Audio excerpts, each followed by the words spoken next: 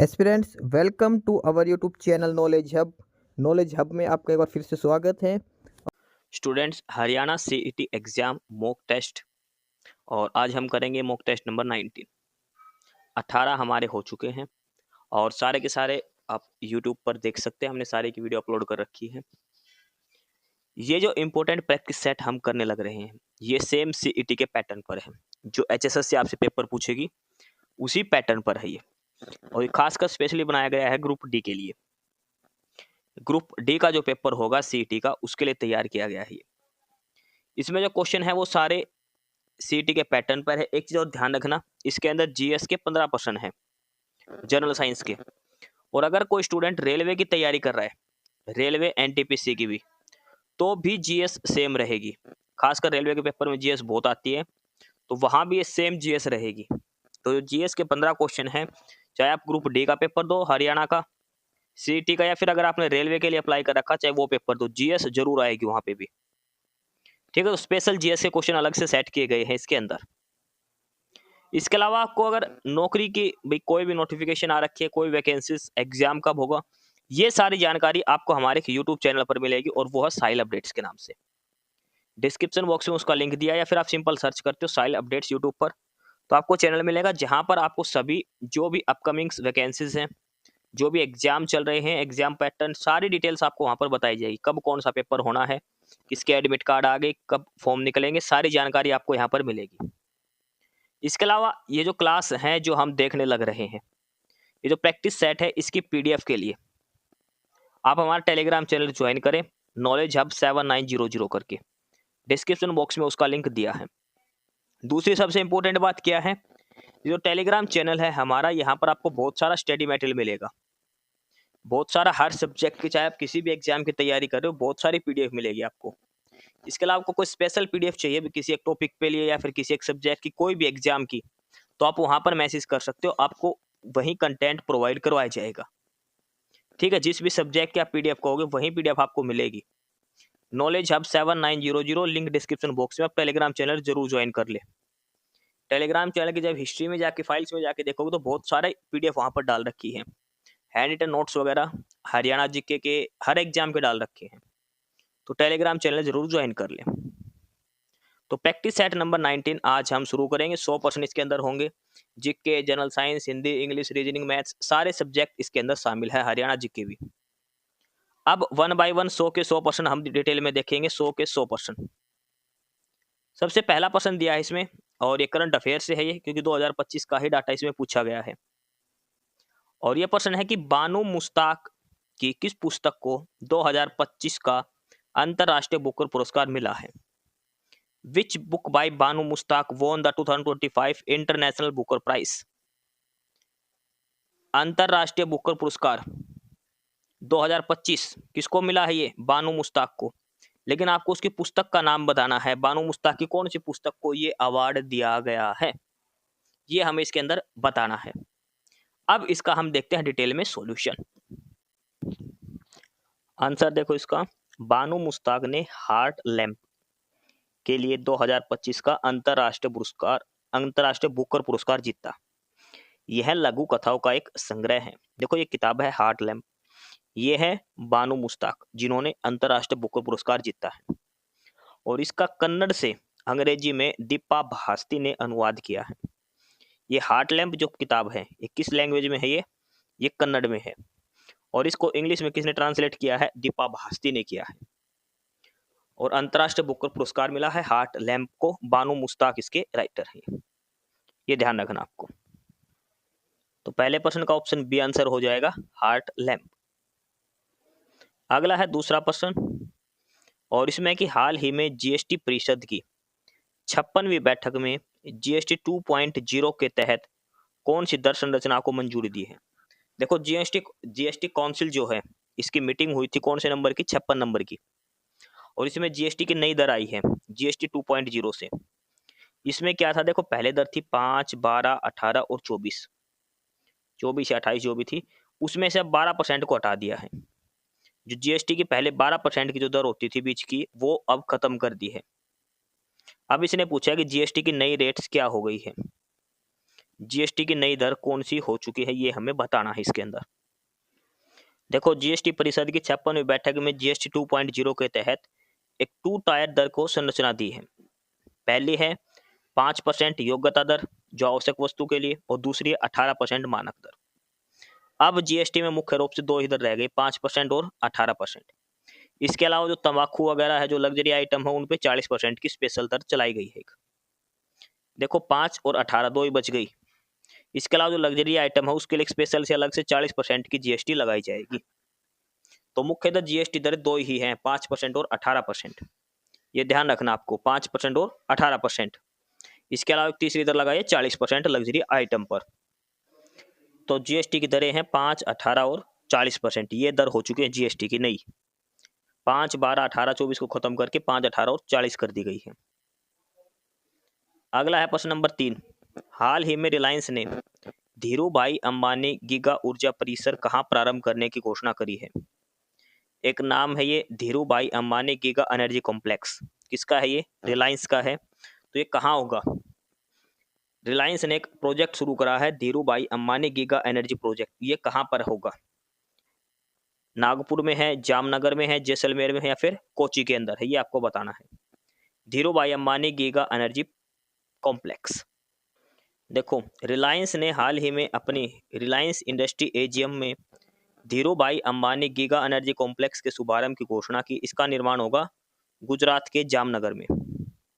Dhirubhai Ambani giga energy complex जो रिलायंस का है, Dhirubhai Ambani green energy giga complex, तो ये कहाँ पर होगा? गुजरात के जामनगर के अंदर। गुजरात के जामनगर के अंदर इस प्रोजेक्ट का शुभारंभ किया गया है। गुजरात के जामनगर के अंदर, ये ध्यान रखना आपको नाम, गुजरात जामनगर। सर आएगा इसका जामनगर, और जामनगर कहाँ पर है? गुड़गांव के अंदर। अगला है प्रश्न नंबर 4। अत्याधुनिक कुशल कांस्य मूर्तियों के निर्माण का संबंध किस भारतीय राजवंश से है? Which Indian dynasty is associated with the creation of highly skilled bronze sculptures. जो कांस्य की मूर्तियां थी सबसे अधिक एकदम हाईली स्किल्ड, एकदम सही परफेक्ट, किस राजवंश से संबंधित है ये? मुगल, मौर्य, चोल या फिर Pallava? Highly skilled bronze sculptures, अत्याधिक कुशल कांस्य मूर्तियों का निर्माण, ये भारत के किस राजवंश से संबंधित है? कौन सा राजवंश है ये हमें बताना है। तो ये है चोल राजवंश। चोल राजवंश अपनी अत्याधुनिक कुशल कांस्य मूर्तियों के लिए प्रसिद्ध है, विशेष रूप से 9वीं से लेकर 13वीं शताब्दी के दौरान बनाई गई मूर्तियों के लिए। चोल कारीगरों ने लोस्ट वैक्स, खोए हुए मोम तकनीकी का उपयोग करके देवताओं जैसे शिव की नटराज मूर्ति और पार्वती की जीवंत और विस्तृत मूर्तियां बनाने में उत्कृष्ट प्रदर्शन किया है। देखो, ये जो नटराज की मूर्ति है, ये भगवान शिव की नटराज स्वरूप में मूर्ति है। किससे बनी हुई है? लोस्ट वैक्स से।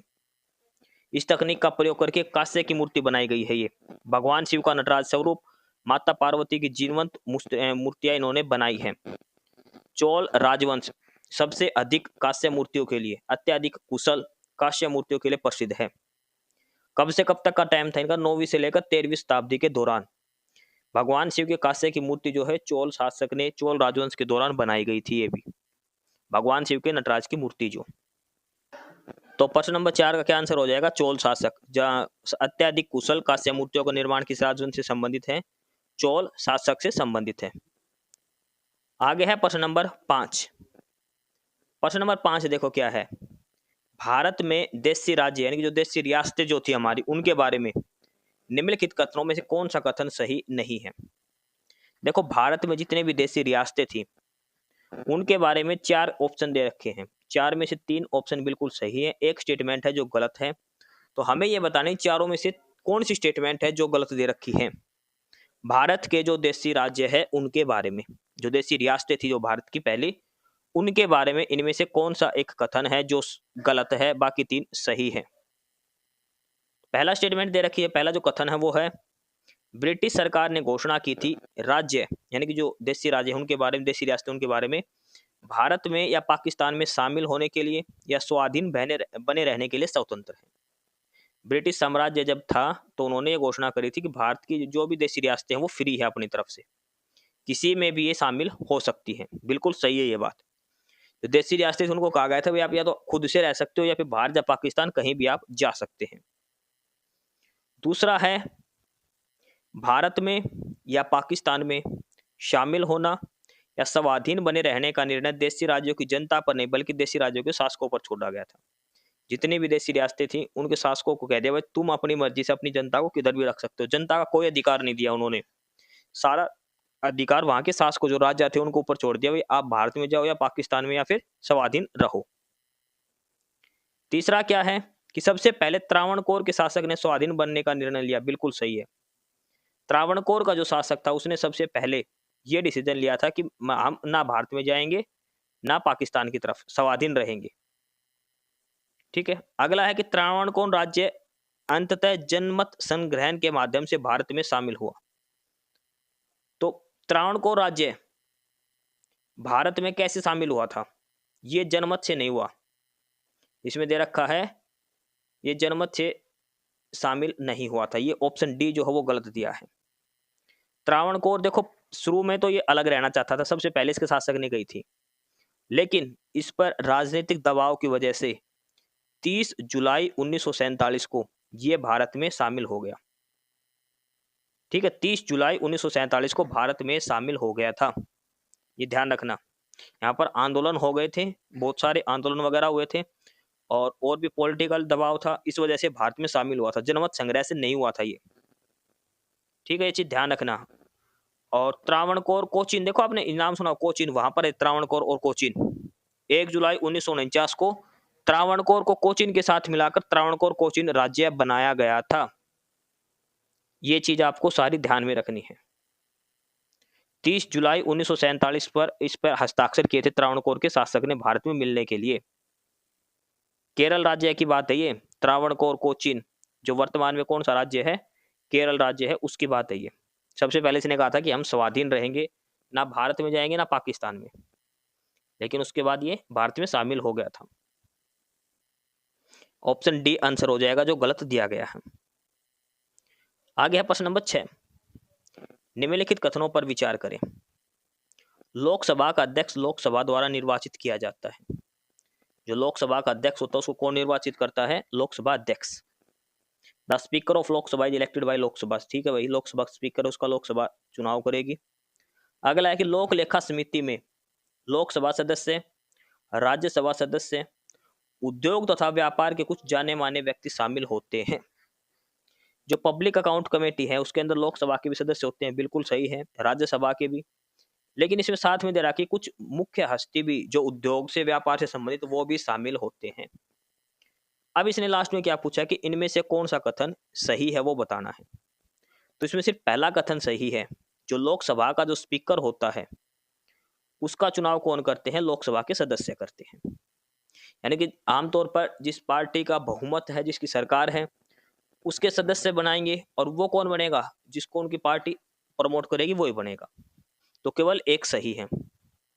अब इसमें दूसरा ऑप्शन देखो, लोक लेखा समिति, पब्लिक अकाउंट कमेटी, इसके अंदर टोटल 22 मेंबर होते हैं। लोकसभा से होते हैं 15, राज्यसभा से होते हैं 7, और इसका अध्यक्ष देखो शुरू में तो सत्ताधारी पार्टी का होता था, लेकिन अब 1966-1967 से इसका जो अध्यक्ष बनता है पब्लिक अकाउंट कमेटी का, वो हमेशा विपक्ष का नेता बनता है। विपक्ष के जो 7 सदस्य हैं इनमें से कोई सा एक विपक्ष के जितने भी सदस्य हैं, 15 लोकसभा के 7 राज्यसभा के, दोनों के मिलाकर 22 सदस्य हैं। तो विपक्ष का कोई भी जो भी सदस्य शामिल है इसके अंदर, वो इसका अध्यक्ष होगा पब्लिक अकाउंट कमेटी का, ये ध्यान रखना है। पब्लिक अकाउंट कमेटी के अंदर उद्योग और व्यापार के व्यक्ति शामिल नहीं होते, इसमें सिर्फ और सिर्फ लोकसभा सदस्य और राज्यसभा सदस्य ही शामिल होते हैं। तो स्टेटमेंट एक सही है, दूसरी गलत दी गई है। प्रश्न नंबर 7 देखो, राष्ट्रपति द्वारा जारी एक अध्यादेश संसद के सत्र शुरू होने के बाद कितने समय में पास करवाना आवश्यक है? देखो कोई अध्यादेश है, अध्यादेश राष्ट्रपति ने जारी कर दिया, ठीक है। अब इसमें दो चीज हैं, एक तो दे रखा संसद का सत्र शुरू होने के बाद, संसद का सत्र शुरू होने के बाद। अब दूसरा ऑप्शन होता है कि भाई संसद का सत्र है ही नहीं, उसमें क्या कंडीशन है? देखो अगर संसद शुरू नहीं है भाई, आज लोकसभा या राज्यसभा खत्म होगी, अगला सेशन जब भी होगा अगर राष्ट्रपति ने कोई अध्यादेश जारी कर दिया तो उसकी वैलिडिटी कितनी रहेगी? मैक्सिमम 6 महीने तक। भाई अगर संसद का सत्र शुरू नहीं है तो राष्ट्रपति ने कोई अध्यादेश जारी कर दिया, राष्ट्रपति अध्यादेश किस अनुच्छेद के तहत जारी करता है? अनुच्छेद 123 के तहत। अनुच्छेद 123 के तहत जो संसद के अवकाश के दौरान जो राष्ट्रपति है वो अध्यादेश जारी कर सकता है। लेकिन जैसे संसद का सत्र शुरू होगा तो उसके कितने दिन के बाद? 6 सप्ताह का टाइम होता है। फिर 6 सप्ताह के अंदर अगर वो अध्यादेश किसी भी सदन में पास हो गया तो ठीक है, अगर वो पास नहीं हुआ तो वो रद्द हो जाएगा। ठीक है। अध्यादेश राष्ट्रपति जारी कब करता है? जब लोकसभा और राज्यसभा दोनों सत्र में ना हो। ठीक है, दोनों की कार्रवाई ना हो रही हो उस समय। ठीक है, अनुच्छेद 123 के तहत भी कोई भी ऐसे इंपॉर्टेंट काम हो उसके लिए जारी करना पड़ सकता है, राष्ट्रपति जारी कर सकता है। लेकिन अगर जैसे संसद का सत्र शुरू हो गया तो 6 सप्ताह का ही टाइम रहेगा उसके पास। उस अध्यादेश को 6 सप्ताह के अंदर अंदर पास करना अनिवार्य है किसी भी सदन से, नहीं तो वो अध्यादेश रद्द माना जाएगा। तो इसमें पूछा है संसद के सत्र शुरू होने के बाद, तब तो आएगा 6 सप्ताह का समय। अगर ये होता कि सत्र अवकाश है, सत्र अवकाश का मतलब है लोकसभा का सेशन अब खत्म हो गया, अगला जो सेशन कब शुरू होगा, तो उन दोनों के बीच में मैक्सिमम कितना टाइम हो सकता है? 6 महीने का। मैक्सिमम 6 महीने का टाइम हो सकता है, तो 6 महीने तक राष्ट्रपति का अध्यादेश रह सकता है। उसके बाद अगर नहीं कोई सत्र हुआ तो वो रद्द माना जाएगा। ठीक है, सत्रावकाश के दौरान संसद के सत्र के अवकाश चल रहा है, उस समय अगर राष्ट्रपति ने कोई अध्यादेश दे दिया तो उसका टाइम रहेगा 6 महीने। लेकिन अगर संसद का सत्र चल रहा है तब अध्यादेश है तो उसको 6 सप्ताह का ही टाइम दिया जाएगा। तो इस प्रश्न का क्या उत्तर होगा? ऑप्शन बी, 6 सप्ताह। संसद के सत्र शुरू होने के बाद कितने सप्ताह तक रहेगा? सिर्फ और सिर्फ 6 सप्ताह तक। 6 सप्ताह के अंदर उसको पास करवाना जरूरी है सदन में से। अगला है प्रश्न नंबर 8। संविधान के निम्नलिखित अनुच्छेद में से किस एक के अंतर्गत संघ की कार्यपालिक शक्तियां राष्ट्रपति में निहित है? संघ की कार्यपालिक शक्तियां राष्ट्रपति के अंदर निहित हैं। तो ये है अनुच्छेद 53, आर्टिकल 53 के तहत। आर्टिकल 53 के तहत इसमें बताया कि जो संघ की कार्यपालिक जो शक्ति है वो सारी की सारी किसमें है? राष्ट्रपति में निहित है। ऑप्शन सी आंसर हो जाएगा। देखो, क्लास की पीडीएफ के लिए आपको हमारा टेलीग्राम चैनल ज्वाइन करना है, नॉलेज हब 7900, और उसका लिंक है वो नीचे डिस्क्रिप्शन बॉक्स में आपको दिया जाएगा। नॉलेज हब 7900, ये आपको टेलीग्राम चैनल ज्वाइन करना है हमारा, डिस्क्रिप्शन बॉक्स में लिंक है, और वहाँ पर आपको इस क्लास की भी पीडीएफ मिलेगी और भी स्टडी मटेरियल आपको मिलेगा। ठीक है, हरियाणा जीके के हैंड रिटन नोट्स और भी सब्जेक्ट के पीडीएफ, अगर आपको अलग अलग टीचर्स के स्टडी मटेरियल्स वहाँ पर मिलेंगे। आप टेलीग्राम चैनल जरूर ज्वाइन कर लें। आगे है प्रश्न नंबर 9, और प्रश्न नंबर 9 में दिया है पश्चिमी घाट और पूर्वी घाट दक्षिण भारत में किस स्थान पर मिलते हैं? पूर्वी घाट और पश्चिमी घाट कहाँ पर मिलते हैं? तो पूर्वी घाट और पश्चिमी घाट कहाँ पर मिलते हैं? नीलगिरी की पहाड़ियों पर। जो नीलगिरी की पर्वत है, नीलगिरी की पहाड़ियां हैं, वहां पर मिलते हैं पूर्वी घाट और पश्चिमी घाट। पूर्वी घाट और पश्चिमी घाट का मिलन स्थल क्या है? नीलगिरी की पहाड़ियां। ऑप्शन ए आंसर हो जाएगा। देखो, इसमें पश्चिमी और पूर्वी घाट दक्षिण भारत में तमिलनाडु, कर्नाटक और केरल राज्यों के संगम पर स्थित नीलगिरी पहाड़ियों में मिलते हैं। देखो इधर देखो मैप से, ये है पश्चिमी घाट और ये इधर है पूर्वी घाट। ये एक साइड पूर्वी घाट, एक साइड पश्चिमी घाट, और यहाँ पर नीलगिरी की पहाड़ियां जो है बीच में, ये जो बीच में नीलगिरी की पहाड़ियां हैं, इधर एक साइड केरल राज्य, एक साइड तमिलनाडु और एक साइड कर्नाटक, तीनों राज्यों में फैली हुई नीलगिरी की पहाड़ियां, जहां पर पश्चिमी घाट और पूर्वी घाट मिलते हैं। ये पहाड़ियां भारत के दक्षिण छोर पर एक महत्वपूर्ण पर्वत श्रृंखला बनाते हैं, जिसकी सबसे ऊंची चोटी तमिलनाडु में डोडा बेट्टा है। देखो एक क्वेश्चन और तैयार हो गया हमारा। नीलगिरी की जो पहाड़ियां हैं, इसकी सबसे ऊंची चोटी का क्या नाम क्या है? डोडा बेट्टा। डोडा बेट्टा नीलगिरी पहाड़ियों की सबसे ऊंची चोटी है, दक्षिण भारत की सबसे ऊंची चोटी में आती है। ये कहाँ पर है? ये तमिलनाडु के अंदर है। तमिलनाडु डोडा बेट्टा नीलगिरी पहाड़ियों की सबसे ऊंची चोटी है ये। तो ऑप्शन ए आंसर रहेगा इसका, नीलगिरी की पहाड़ियां और डोडा बेट्टा इसकी चोटी रहेगी सबसे ऊंची। आगे है प्रश्न नंबर 10। कौन सी हवाएं गरजता चालीसा के नाम से जानी जाती है? यानी कि रोरिंग फोर्टीज। देखो ये नाम याद रखना, आपको पेपर में ये नाम आता है रोरिंग फोर्टीज, ये नहीं आता गरजता चालीसा, ये नाम आएगा रोरिंग फोर्टीज। हिंदी में भी लिखा पाएगा ऐसे कैसे। तो कौन सी हवा है जिसको रोरिंग फोर्टीज कहा जाता है? पोलर पूर्वी ध्रुवीय पूर्वी हवाएं, पश्चिमी हवाएं, पोलर वाइंड्स या फिर ट्रेड वाइंड्स। रोरिंग फोर्टीज किसे कहा जाता है? किस हवा को रोरिंग फोर्टीज कहा जाता है ये बताना है। देखो ये है रोरिंग फोर्टीज, ये ऐसे चलती है ग्लोब के अंदर, ये ठीक है, ये इधर से एंटी क्लॉकवाइज डायरेक्शन में। अब इनके अगर हम एक्सप्लेनेशन देखें तो रोरिंग फोर्टीज क्या होती है? दक्षिण गोलार्ध में 40 डिग्री और 50 डिग्री दक्षिण अक्षांशों के बीच मजबूत लगातार चलने वाली पश्चिमी हवाएं हैं। दक्षिण गोलार्ध में 40 डिग्री और 50 डिग्री दक्षिण अक्षांश पे अक्षांश रेखाएं हैं, तो उसमें 40 डिग्री और 50 डिग्री जो अक्षांश रेखाएं उनके बीच में चलती है ये। कौन सी हवाएं हैं? ये पश्चिमी हवाएं हैं। 40 डिग्री और 50 डिग्री, देखो ये ऊपर भूमध्य रेखा, इसका ऊपर वाला उत्तरी गोलार्ध, नीचे दक्षिण गोलार्ध, ये दक्षिण गोलार्ध में चल रही है, ये दक्षिण ध्रुव नीचे, ये 40 डिग्री और ये 50 डिग्री के बीच में हवाएं चलती है। ये कौन सी हवाएं हैं? ये वेस्टर्न पश्चिम। देखो इस साइड पश्चिम होता है, इस साइड पूर्व, तो पश्चिम से लेकर पूर्व की साइड चलती है, तो पश्चिमी हवाएं हैं ये। कौन सी हवा आएगी? पश्चिमी हवा। क्वेश्चन नंबर 10 का आंसर हो जाएगा पश्चिमी हवा या फिर वेस्टर्लाइज। ठीक है, आपको इंग्लिश का नाम याद रखना, वेस्टर्लाइज। वेस्टर मतलब पश्चिम, वेस्ट मतलब पश्चिम दिशा। ऑप्शन बी आंसर आएगा। प्रश्न नंबर 11 है जीएसटी क्या है? जीएसटी हमने सभी ने पढ़ रखा है, goods and service tax, goods and service tax. लेकिन जीएसटी कौन सा टैक्स है? गंतव्य आधारित उपभोग टैक्स, मूल्य आधारित उत्पादन टैक्स, लेन देन पर गंतव्य आधारित बिक्री टैक्स या फिर बिक्री लेन देन पर मूल्य आधारित टैक्स। जीएसटी कौन सा टैक्स है? देखो जीएसटी जो टैक्स लगता है ना, हमेशा लास्ट में जब कस्टमर कोई चीज खरीदता है ना, जैसे कंपनी ने डब्बा बना दिया, एक कंपनी से किसी बड़े दुकान वाले ने उसने कोई छोटे गांव में दुकान वाले को दे दिया, दुकान वाले से हमने खरीदा, तो लास्ट में जो उस वस्तु पर जो जीएसटी लगा वो हमेशा कस्टमर पे करेगा, दुकान वाला, सॉरी जो ग्राहक खरीदेगा उसको पे करना पड़ता लास्ट में। कंपनी ने ये आइटम मान लो 100 रुपए में बेचा है जीएसटी लगाकर, तो ये 110 में 120 में अपना मुनाफा कमाएगा, लेकिन जो जीएसटी शुरू में लगाया था ना इस कंपनी ने बनाते टाइम, उसका भुगतान किसने करा है? कस्टमर ने करा है। तो ये लास्ट में कहां पर काउंट किया जाता है जीएसटी? ये किया जाता है डेस्टिनेशन बेस्ड कंजप्शन टैक्स। जो उस वस्तु का उपभोग करेगा ना, जो उसको कंज्यूम करेगा, लास्ट में जाकर उसके ऊपर जो टैक्स लगता है वो जीएसटी है। जीएसटी हमेशा कस्टमर के ऊपर लगेगा, जो वस्तु का उपभोग करेगा, जो उस वस्तु को यूज करेगा, तो उसको जब पेमेंट करनी पड़ती है तो उसमें जीएसटी शामिल होता है, ये ध्यान रखना है। ऑप्शन ए आंसर आएगा। आगे है प्रश्न नंबर 12।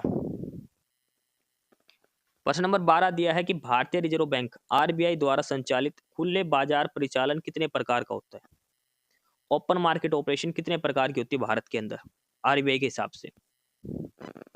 देखो ओपन मार्केट ऑपरेशन है 2 टाइप के। देखो ये हिंदी में इसलिए नहीं लिखा क्योंकि हिंदी में समझ में नहीं आता। देखो 2 टाइप के कौन से हैं? एक तो है आउटराइट परचेज और दूसरा है रीपरचेज एग्रीमेंट। आउटराइट परचेज और रीपरचेज एग्रीमेंट 2 टाइप का ओपन मार्केट ऑपरेशन होते हैं। ठीक है, आउटराइट परचेज और दूसरा है रीपरचेज एग्रीमेंट। ये 2 नाम आपको ध्यान में रखने हैं ओपन मार्केट के। ओपन मार्केट ऑपरेशन 2 टाइप के हैं।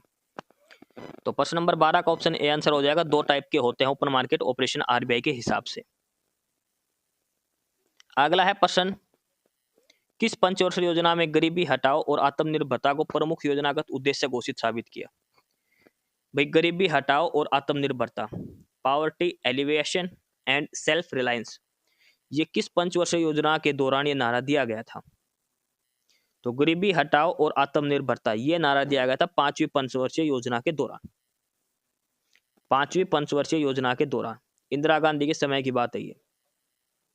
अब हम देखते हैं जो भारत में सारी पंचवर्षीय योजना कब से कब तक हुई, एक बार देख लेते हैं। भाई पहली कब आई थी, दूसरी कब आई थी, लास्ट कब हुई थी, ये सारे एक बार हम जो 5 ईयर प्लान है एक बार देख लेते हैं कौन सा कब आया था। देखो पहली योजना आई थी 1951 से 1956, पूरे 5 साल रही। दूसरी 1956 से 1961, ये भी 5 साल रही। तीसरी आई थी 1961 से लेकर 1966 तक, उसके बाद देखो ये था योजना अवकाश 1966 से लेकर 1969 तक। ये ध्यान रखना आपको, योजना अवकाश 1966 से 1969 तक। उसके बाद चौथी पंचवर्षीय योजना आई थी 1969 से 1974 तक। पांचवी 74 से 78। फिर रोलिंग प्लान आया था। ये देखो पेपर में कई बार आता, रोलिंग प्लान कब से कब आया था, किस पंचवर्षीय योजना के बीच में। तो ये आया था पांचवी और छठी के बीच में 1978 से लेकर 1980 तक। उसके बाद 80 से 85 छठी आई थी, 85 से 90 सातवीं। उसके बाद फिर वार्षिक योजना आई थी 2 साल 90 से 92 तक। उसके बाद 8वीं आई थी 92 से 97, 9वीं आई थी 97 से 2002, 10वीं आई थी 2002 से 2007, 11वीं थी 7 से 12 और लास्ट 12वीं पंचवर्षीय योजना 2012 से 17 तक। टोटल कितनी पंचवर्षीय योजना थी अब तक? 12 ही आई थी। तो 12वीं कब शुरू हुई थी? 2012 में ही, 2012 से 2017 तक 12 पंचवर्षीय योजना रही है। उसके बाद नीति आयोग का गठन कर दिया गया था और ये योजना आयोग जो प्लानिंग कमीशन है वो खत्म कर दिया गया था 2017 के बाद। ठीक है, तो ये सारी पंचवर्षीय योजना 12 पंचवर्षीय योजना है। इसके अलावा 1990 से 92 में वार्षिक योजना, रोलिंग प्लान 1978 से 1980 और योजना अवकाश 1966 से 1969। ये चीज ध्यान रखनी है। तो ऑप्शन सी इसका उत्तर हो जाएगा, पांचवी पंचवर्षीय योजना। आगे है प्रश्न नंबर 14। हॉर्नबिल उत्सव, देखो आपने कई बार सुना होगा, पेपर में बहुत बार आया ये। हॉर्नबिल उत्सव किस राज्य से संबंधित है? तो हॉर्नबिल का त्योहार जो है ये है नागालैंड से संबंधित है। नागालैंड, ऑप्शन सी आंसर हो जाएगा। प्रश्न नंबर 15 है कि अंतरिम सरकार में रेलवे और परिवहन मंत्री कौन थे? अंतरिम सरकार में रेलवे और परिवहन मंत्री कौन थे? ये 4 ऑप्शन है आपके सामने। अब देखो इस प्रश्न के हिसाब से जो ऑप्शन दे रखे उसमें आंसर हो जाएगा जॉन मथाई। जॉन मथाई जो पहले रेलवे मिनिस्टर बने थे, लेकिन ये बने थे 1947 में, 15 अगस्त 1947 में। अंतरिम सरकार बनी थी 1946 में। जॉन मथाई से पहले भी रेलवे मिनिस्टर कौन था? तो वो था असफ अली। असफ अली। एक बार हम देखते हुए जो अंतरिम सरकार बनी थी, अंतरिम गवर्नमेंट बनी थी, उसमें किसके पास कौन सा विभाग था वो देखते हैं एक बार हम सभी की लिस्ट। देखो भारत सरकार की अंतरिम सरकार का मंत्रिमंडल, कमांडर इन चीफ वो था क्लाउड ओचिनलेक। जवाहरलाल नेहरू कौन था? ये उपराष्ट्रपति। ये देखो जवाहरलाल नेहरू कौन था? उपराष्ट्रपति था अंतरिम सरकार में, और विदेश मामलों में भी और राष्ट्रपंदर संबंधों से प्रभारी। Foreign minister Jawaharlal Nehru, deputy president Jawaharlal Nehru, और जो कॉमनवेल्थ से जो भी मैटर संबंधित थे वो सारे जवाहरलाल नेहरू के पास में थे। इसके बाद आगे हैं सरदार वल्लभ भाई पटेल, और ये मंत्री थे होम मिनिस्टर, सूचना और प्रसारण मंत्री। डॉक्टर राजेंद्र प्रसाद जो भारत के पहले राष्ट्रपति बने थे, वो अंतिम सरकार में कृषि और खाद्य विभाग का कार्यभार संभाला था इन्होंने। एग्रीकल्चर मिनिस्टर थे डॉक्टर राजेंद्र प्रसाद। इब्राहिम इस्माइल चुंडीगार ये थे वाणिज्य विभाग। बलदेव सिंह ये थे रक्षा मंत्री, कई बार इनके ऊपर प्रश्न आया है। बलदेव सिंह रक्षा मंत्री थे। डॉक्टर राजेंद्र प्रसाद कृषि और खाद्य विभाग के मंत्री थे। इसके अलावा लियाकत अली खान ये थे finance minister. Liaquat Ali Khan finance minister थे। सी राजगोपालाचारी ये थे शिक्षा और कला मंत्री। सी राजगोपालाचारी जो स्वतंत्र भारत के पहले वाइस गवर्नर जनरल बने थे भारतीय, ठीक है, तो वो थे सी राजगोपालाचारी, और ये थे शिक्षा और कला मंत्री। जगजीवन राम बापू ये थे श्रम मंत्रालय, लेबर डिपार्टमेंट था इनके पास। जोगेंद्र नाथ ये थे कानून मंत्री। अबुर रब निस्तर, देखो ये अबुर रब निस्तर ये थे रेलवे और संचार, पोस्ट और एयरवे। साथ में इसका एक और नाम था, वो था असफ अली। असफ अली। और एक है CH भाभा जो होमी जहांगीर बाबा, वो थे वर्क्स माइंस और पावर मिनिस्टर। ये भी इंपॉर्टेंट है, वर्क्स माइंस और पावर मिनिस्टर। तो ये सारी मिनिस्ट्री हैं। अंतरिम सरकार में किसके पास कौन सा विभाग था, ये सभी की डिटेल यहाँ पर दी गई है। यहाँ से प्रश्न जरूर पूछा जाता है चाहे कोई भी एग्जाम हो, ठीक है, ये सारे आपको ध्यान रखने हैं। प्रश्न नंबर 16, और अब हमारी यहाँ से शुरू होती है हरियाणा जीके। अब हम प्रश्न देखेंगे हरियाणा जीके के। अब आगे जो प्रश्न आएंगे वो सारे के सारे हरियाणा जीके से संबंधित आएंगे। तो हरियाणा जीके का पहला प्रश्न है, प्रश्न नंबर 16, घग्गर नदी से आकर मिलने वाले छोटे नालों को क्या कहा जाता है? ये जब सीटी का पेपर हुआ ना, सीटी 2025 में जो पेपर हुआ नया सीटी का दूसरा, इसमें आया था प्रश्न, घग्गर नदी से आकर मिलने वाले छोटे नालों को क्या कहा जाता है? नैड़ी, चो या फिर रे? तो इनको कहा जाता है चो। घग्गर नदी से आकर मिलने वाले छोटे नाले, इनको कहा जाता है चो। मोस्ट इंपोर्टेंट प्रश्न लगा के चलना इसको, ऑप्शन बी उत्तर आएगा। प्रश्न नंबर 17 है, हरियाणा राज्य कृषि नीति के तहत कृषि जोन 2 में कुल कितने राज्यों को शामिल किया गया है? कृषि जोन 2 में कितने राज्य शामिल हैं? तो इसके अंदर कितने राज्य शामिल हैं? 7 राज्य शामिल हैं इसके अंदर। 7 जिले, सॉरी राज्य नहीं जिले। कितने जिले शामिल हैं हरियाणा के? 7 जिले शामिल हैं। आगे है प्रश्न number 18, Indo Dutch project Haryana सरकार ने 1994 में किस देश की सरकार के साथ आरंभ किया? इंडो डच, तो देखो इंडो मतलब इंडिया, डच किस देश को डच कहा जाता है? तो डच वाले हैं नीदरलैंड। नीदरलैंड है, इसको क्या कहा जाता है? डच भी कहा जाता है। तो इसके नाम में शामिल है इंडो डच, इंडिया और डच, डच यानी कि नीदरलैंड। भारत और इंडिया और नीदरलैंड का प्रोजेक्ट शुरू हुआ था 1994 में, हरियाणा सरकार ने शुरू करा था। ये प्रोजेक्ट का नाम था इंडो डच। इंडो मतलब इंडिया, डच मतलब नीदरलैंड। ऑप्शन ए आंसर आएगा। प्रश्न नंबर 19 देखो, हरियाणा राज्य की सभी साहित्य अकादमियों का पदेन अध्यक्ष कौन होता है? जितनी भी साहित्य अकादमी, चाहे हिंदी साहित्य अकादमी, उर्दू साहित्य अकादमी, पंजाबी साहित्य, जो भी है, उनका हेड कौन होता है सभी का? पदेन अध्यक्ष, तो वो होता है मुख्यमंत्री। मुख्यमंत्री। और हरियाणा के अंदर जितनी भी यूनिवर्सिटी है, जितनी भी यूनिवर्सिटी है, चाहे कुरुक्षेत्र यूनिवर्सिटी लगा लो, चाहे एमडीयू लगा लो, ठीक है, चाहे हिसार वाली यूनिवर्सिटी लगा लो, जितनी भी यूनिवर्सिटी है, उन सभी का चांसलर कौन होता है? देखो वीसी तो अलग अलग होता है, वाइस चांसलर, लेकिन चांसलर कौन होता है? वो होता है गवर्नर। यूनिवर्सिटी का जो चांसलर है वो होता है गवर्नर, उस राज्य का, जिस राज्य के अंदर यूनिवर्सिटी है वहां का। और सीएम किसका हेड है? जितनी भी साहित्य अकादमी है उनका हेड है। ऑप्शन बी उत्तर आएगा इसका। प्रश्न नंबर 20 है कि हरियाणवी चौपाइयों की रचना किसने की थी? हरियाणवी चौपाइयों की रचना तो ये करी थी गुलाम कादिर जिलानी ने। गुलाम कादिर जिलानी ने। देखो इस क्लास की पीडीएफ के लिए आपको डिस्क्रिप्शन बॉक्स में टेलीग्राम चैनल का लिंक दिया है, और वो है नॉलेज हब 7900। ठीक है, पीडीएफ आपको मिलेगी इस क्लास की भी, और भी स्टडी मटेरियल मिलेगा काफी सारा। आप टेलीग्राम चैनल नॉलेज हब जरूर ज्वाइन करें। नॉलेज हब 7900 टेलीग्राम चैनल का लिंक है। आगे है प्रश्न नंबर 21, फतेहाबाद के किस पहलवान को 1961 में संयुक्त पंजाब का पहला अर्जुन अवार्ड मिला था? देखो संयुक्त पंजाब का मतलब है कि हरियाणा तो 1966 में बना था, इससे पहले हरियाणा कहाँ पर था? पंजाब का हिस्सा था। संयुक्त पंजाब का जो पहला अर्जुन अवार्ड मिला था, और वो पहलवान कहाँ का रहने वाला था? फतेहाबाद का। तो उस पहलवान का क्या नाम था? तो वो पहलवान था उदय चंद। उदय चंद फतेहाबाद डिस्ट्रिक्ट का था। प्रश्न नंबर 22 है, हरेडा। हरेडा की फुल फॉर्म याद रखो, पेपर में आती है ये। Haryana renewable energy development agency. Haryana renewable energy development agency, HAREDA. इसका गठन कब हुआ था? हरेडा का गठन कब हुआ था? 1967, 1979, 97, 2000। तो हरेडा का जो हुआ था ये कब हुआ था? 1997 के अंदर। ऑप्शन सी उत्तर हो जाए क्वेश्चन नंबर 22 का। ये स्पेलिंग यहाँ पे गलत है, ये आएगी HAREDA, Haryana renewable energy development agency, HAREDA. प्रश्न नंबर 23 है, 40 हफीज का मकबरा कहाँ है? 40 हफीज का मकबरा तो ये है हिसार के अंदर।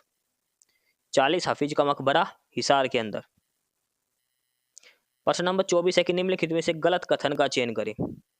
4 स्टेटमेंट दे रखी है, 3 स्टेटमेंट सही है, 1 गलत है। तो हमें यह बतानी है कि इन चारों में से कौन सी स्टेटमेंट गलत दे रखी है। सैनिक स्कूल के बारे में यह प्रश्न पूछा गया है। तो पहला है कि सैनिक स्कूल प्रशासन की बोर्ड ऑफ गवर्नेंस कमेटी का पदेन अध्यक्ष रक्षा मंत्री होता है। सैनिक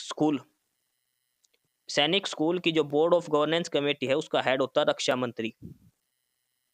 ये बिल्कुल सही बात है, क्योंकि सैनिक स्कूल सेंटर के अंदर में आते हैं। ठीक है, ये ध्यान रखना। राज्य का मुख्यमंत्री और शिक्षा मंत्री इसके संचालन मंडल के सदस्य होते हैं, ये भी बिल्कुल सही बात है। जिस राज्य के अंदर सैनिक स्कूल है वहां का सीएम और वहां का एजुकेशन मिनिस्ट्री की जो संचालन मंडल है उसके सदस्य हैं। हरियाणा में सैनिक स्कूलों का संचालन गृह मंत्रालय करता है। ये गृह मंत्रालय नहीं करता, वो करता है डिफेंस मिनिस्ट्री, रक्षा मंत्रालय करता है। और उसके बाद है कि सैनिक स्कूल कुजपुरा को 8 बार रक्षा मंत्री ट्रॉफी मिल चुकी है, ये भी सही है। कौन सा कथन गलत है? ऑप्शन सी वाला गलत दिया है इसके अंदर। प्रश्न नंबर 25, हिरमी। जो बच्चा इरिगेशन डिपार्टमेंट को जानता है वो हिरमी को जानता है। हिरमी क्या है? Haryana irrigation research and management institute. Haryana irrigation research and management institute हिरमी, ये कहाँ पर है? करनाल, पंचकुला, कुरुक्षेत्र या फिर Faridabad? हिरमी Haryana irrigation research and management institute, और ये कहाँ पर है? ये कुरुक्षेत्र के अंदर है। कहाँ पर है? कुरुक्षेत्र के अंदर है। ऑप्शन सी उत्तर होगा। आगे है प्रश्न नंबर 26, गमजा बेगमजा किसकी रचना थी? गमजा बेगमजा किसकी प्रमुख रचना है या किसकी प्रमुख रचना थी? तो ये थी प्रोफेसर आरपी शोक की, प्रोफेसर आरपी शोक। प्रश्न नंबर 27 है कि हरियाणा का प्राचीनतम संदर्भ खालिस्तान के अभिलेख में है। भाई हरियाणा के बारे में सबसे पुराना जो जानकारी मिलती है वो किस अभिलेख के अंदर मिलती है?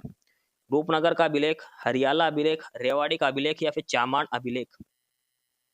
तो ये जानकारी मिलती है चामान अभिलेख के अंदर। चामान अभिलेख, ऑप्शन डी आंसर हो जाएगा। आगे है प्रश्न नंबर 28, हरियाणा में पुराने जलोढ़ मैदानों के संदर्भ में नर्दक किसे कहा जाता है? नर्दक, ये भी सीईटी के पेपर में पूछा गया था प्रश्न। जो भी पुराने जलोढ़ मैदान है उनमें एक नर्दक शब्द होता है। नर्दक किसको कहते हैं? किस चीज को नर्दक कहा जाता है? उच्च मिट्टी के नमी वाले क्षेत्र? नहीं। जड़ क्षेत्र के नीचे कंकर नोडुल की गहरी परतों वाले मैदान? यस, ये सही है।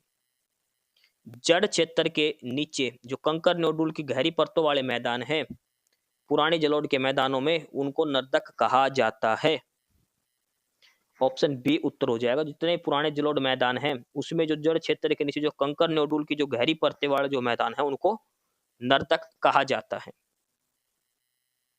प्रश्न नंबर 29 है कि हरियाणा में कौन सा त्योहार मानसून के स्वागत के लिए? तो मानसून कब आता है? सावन के महीने में। तो सावन के महीने में कौन सा त्योहार मनाया जाता है? तीज। कौन सा त्योहार मनाया जाता है सावन में? तीज मनाया जाता है। प्रश्न नंबर 30 है कि पंडित जसराज का निम्नलिखित में से किस घराने से संबंधित है? पंडित जसराज, तो पंडित जसराज का किस घराने से संबंधित है? मेवात। ये एचएसएससी कलरक के पेपर में पूछा गया था एक बार ये प्रश्न। पंडित जसराज, और इसके नाम पर एक तारामंडल का भी नाम दिया गया है। तारामंडल को भी एक पंडित जसराज के नाम पर नाम रखा गया है। मेवाती घराने से संबंध रखते हैं पंडित जसराज। प्रश्न नंबर 31 दिया है कि हरियाणा का एकमात्र कवि जिसने राष्ट्र कवि का दर्जा प्राप्त है। राष्ट्र कवि का दर्जा किसको प्राप्त है? तो वो है दयाचंद मायना। दयाचंद मायना, ऑप्शन डी आंसर हो जाएगा प्रश्न नंबर 31 का। प्रश्न नंबर 32 है, अग्रहा से प्राप्त मुद्रांक किसकी प्रशासनिक व्यवस्था पर प्रकाश डालता है? अग्रहा से कोई मुद्रा मिली है तो किसकी प्रशासनिक व्यवस्था पर प्रकाश डालता, किससे संबंधित है वो? यौध्य साम्राज्य से, कुषाण से या फिर गुप्त से? तो अग्रहा से प्राप्त मुद्रांक ये है यौध्य साम्राज्य से संबंधित है। देखो यौध्य साम्राज्य का हरियाणा के अंदर बहुत बड़ा योगदान रहा है। ठीक है। प्रश्न नंबर 33, ये मोस्ट इंपोर्टेंट प्रश्न लगा के चलना आप इसको। प्रश्न नंबर 33 को मोस्ट इंपोर्टेंट प्रश्न है ये। हरियाणा में एक ऑपरेशन चला है चक्रव्यूह द एस्केप रूम। चक्रव्यूह द एस्केप रूम एक परियोजना है। इसका उद्देश्य है जो भी नए बच्चे हैं उनको मादक पदार्थों के नशे से दूर रखना है। जितने भी नए बच्चे हैं जो किशोर अवस्था में हैं उनको नशे से दूर रखना है। और ऑपरेशन का नाम है चक्रव्यूह द एस्केप रूम। तो अब देखो मादक पदार्थों से संबंधित है तो कौन सा डिपार्टमेंट चलाएगा? नारकोटिक्स। तो चक्रव्यूह द एस्केप रूम ये परियोजना किसने चलाई थी? Haryana state narcotics control bureau. Haryana state narcotics control bureau ने। ऑप्शन ए इसका आंसर हो जाएगा, हरियाणा राज्य नारकोटिक्स कंट्रोल ब्यूरो। नाम क्या है? चक्रव्यूह द एस्केप रूम, एक प्रोजेक्ट चलाया गया था। ऑप्शन ए इसका आंसर हो जाएगा। मोस्ट इंपोर्टेंट ये प्रश्न आप लगा के चलना, प्रश्न नंबर 33। इस क्लास की पीडीएफ के लिए आपको डिस्क्रिप्शन बॉक्स में टेलीग्राम चैनल लिंक मिलेगा। आपको पीडीएफ चाहिए और वो है नॉलेज हब 7900। आपको टेलीग्राम चैनल नॉलेज हब जरूर ज्वाइन करना है। काफ़ी सारा स्टडी मटेरियल, काफ़ी सारी पीडीएफ आपको वहाँ पर मिलेगी। डिस्क्रिप्शन बॉक्स में इस टेलीग्राम चैनल का आपको लिंक मिलेगा। आगे है प्रश्न नंबर 34। इसमें कि हरियाणा के मेवात में शांति स्थापित करने के लिए गोपालगिरी किले का निर्माण किसने करवाया था? देखो, मेवात के अंदर एक है गोपालगिरी किला, और मेवात में शांति स्थापित करने के लिए इस गोपालगिरी किले का निर्माण किसने किया था? तो ये किया था बलबन ने। मेवात के अंदर गोपालगिरी जो किला है उसका निर्माण किसने करा था? बलबन ने करा था। ऑप्शन डी उत्तर हो जाएगा प्रश्न नंबर 34 का। प्रश्न नंबर 35 दिया है, आर्थिक सर्वेक्षण 2023-24 के दौरान राज्य में सकल बोया अनुमानित क्षेत्र कितना था? 2023-24 के दौरान राज्य में सकल बोया गया अनुमानित क्षेत्र कितना था? कितने परसेंट भूमि बोई गई थी, कितने एकड़? तो वो थी 65.70 लाख हेक्टेयर। 65.7 लाख हेक्टेयर क्षेत्र था जो हरियाणा में बोया गया था। ऑप्शन सी उत्तर हो जाएगा प्रश्न नंबर 35 का। प्रश्न नंबर 36 है कि राज्य के कित जिलों में आयुष हर्बल पार्क स्थापित किए जाएंगे? आयुष हर्बल पार्क किस किस जिले में स्थापित किए जाएंगे हरियाणा के अंदर? तो एक होगा रेवाड़ी के अंदर और एक होगा जींद के अंदर। एक होगा रेवाड़ी के अंदर, एक होगा जींद के अंदर। ऑप्शन बी उत्तर होगा। प्रश्न नंबर 37 है कि वित्तीय वर्ष 2025-26 के बजट में किस क्षेत्र में सर्वाधिक राशि 22,312 करोड़ आवंटित किए गए थे? जो बजट आया था 2025-26 का, तो सबसे ज्यादा दिए गए थे 22,312 करोड़ रुपए। किस डिपार्टमेंट को दिए गए थे? एजुकेशन, स्पोर्ट्स में, कॉर्पोरेशन की सहकारिता, महिला और बाल विकास, या फिर एनर्जी के क्षेत्र में? तो ये 22,312 ये करे गए थे एजुकेशन और स्पोर्ट्स। ऑप्शन ए उत्तर हो जाएगा। हरियाणा को पूर्ण साक्षर बनाने का लक्ष्य कब तक रखा गया है? हरियाणा को पूर्ण साक्षर बनाने का लक्ष्य कब तक रखा गया है? तो वो रखा गया 2027 तक। 2027 तक। ऑप्शन सी उत्तर हो जाएगा। अगला है, खेलो हरियाणा यूथ गेम्स में हरियाणा ने कुल कितने मेडल जीते हैं? खेलो हरियाणा यूथ गेम 2025 में तो हरियाणा ने टोटल जीते 39 मेडल्स। खेलो हरियाणा यूथ गेम्स में हरियाणा ने कुल कितने गोल्ड मेडल की बात हो रखी है? गोल्ड मेडल जीते 39। ऑप्शन डी आंसर हो जाएगा। प्रश्न नंबर 40 है कि डिजिटल शिक्षा को बढ़ावा देने के लिए हरियाणा सरकार ने किस जिले में सरकारी कॉलेज में ई लाइब्रेरी शुरू करने जा रही है? सरकारी कॉलेज में ई लाइब्रेरी डिजिटल शिक्षा को बढ़ावा देने के लिए, तो ये कहाँ पर शुरू की जाएगी? तो सबसे पहले कोई काम होता है तो गुड़गांव में होगा या फिर पंचकुला में होगा। तो ई लाइब्रेरी कहाँ खोली जा रही है? गुड़गांव के अंदर।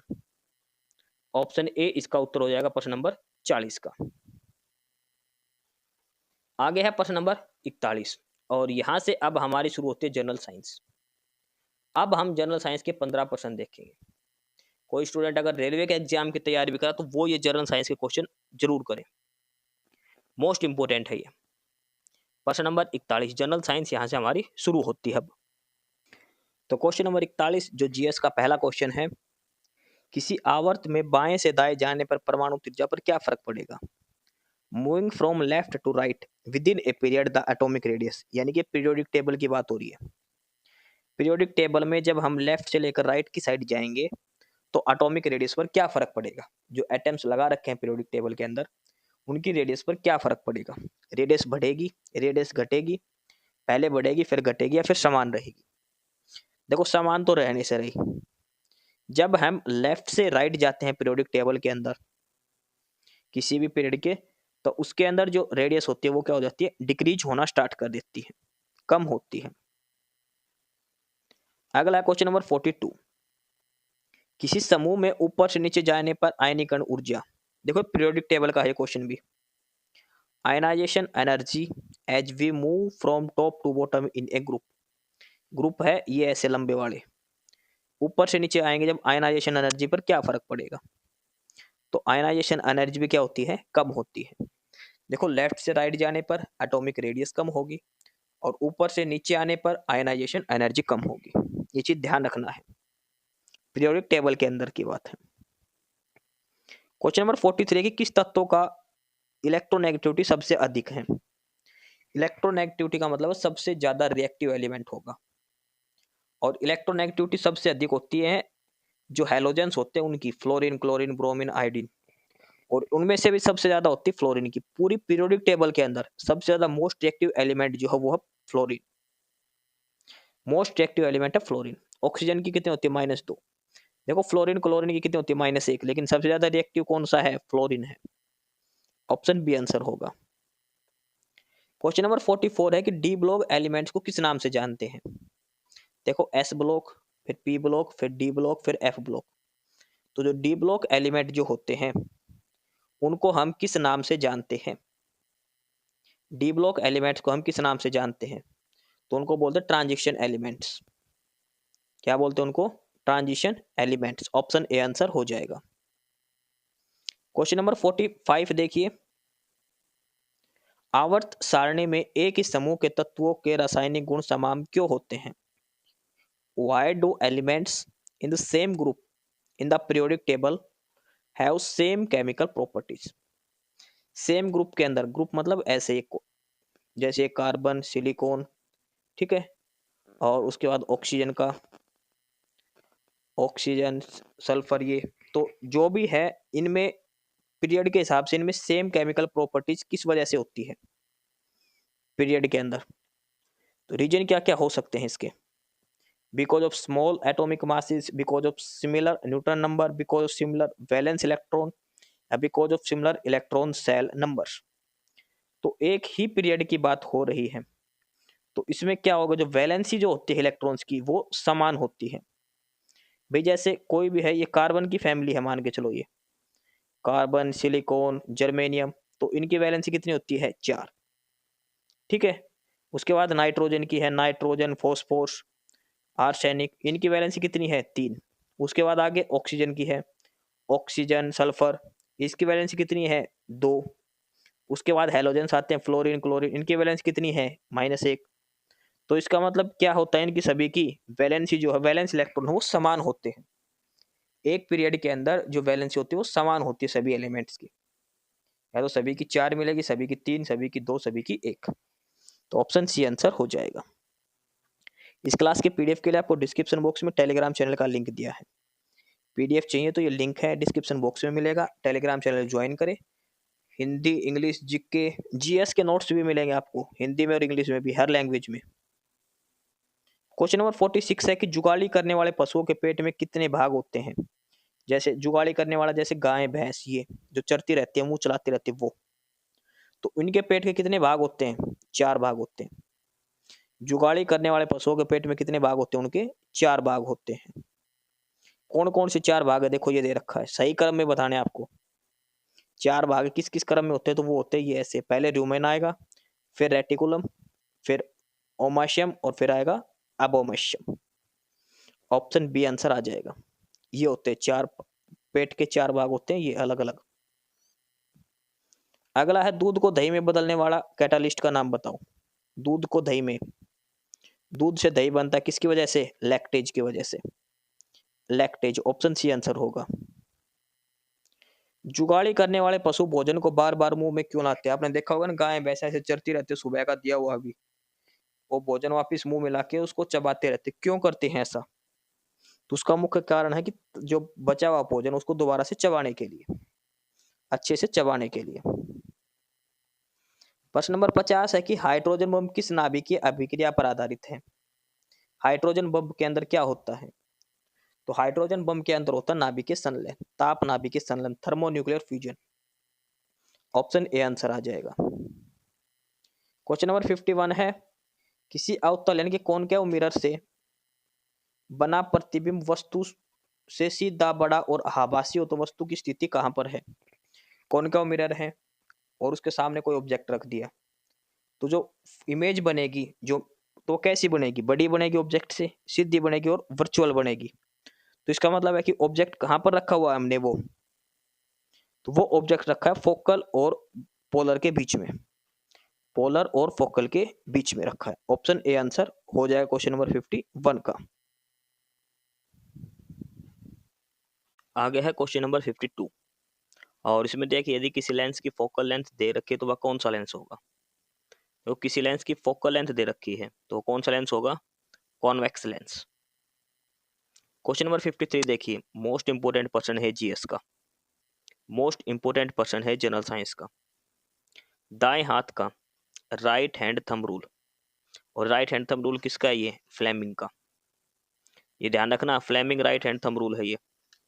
और इसके अंदर ऐसे 3 डायरेक्शन होती है, फोर्स, मैग्नेटिक फील्ड और करंट। तो राइट हैंड थंब रूल किसकी डायरेक्शन बताता है? तो राइट हैंड थंब रूल जो बताता है वो बताता है विद्युत चुंबकीय क्षेत्र की दिशा बताने के लिए, to determine the direction of magnetic field. ये ध्यान रखना, करंट की डायरेक्शन नहीं बताता। देखो फोर्स लगेगा और जिस डायरेक्शन में करंट होगा उससे परपेंडिकुलर मैग्नेटिक फील्ड होता है ये। राइट हैंड थंब रूल हमेशा मैग्नेटिक फील्ड की डायरेक्शन बताने के लिए प्रयोग में होता है।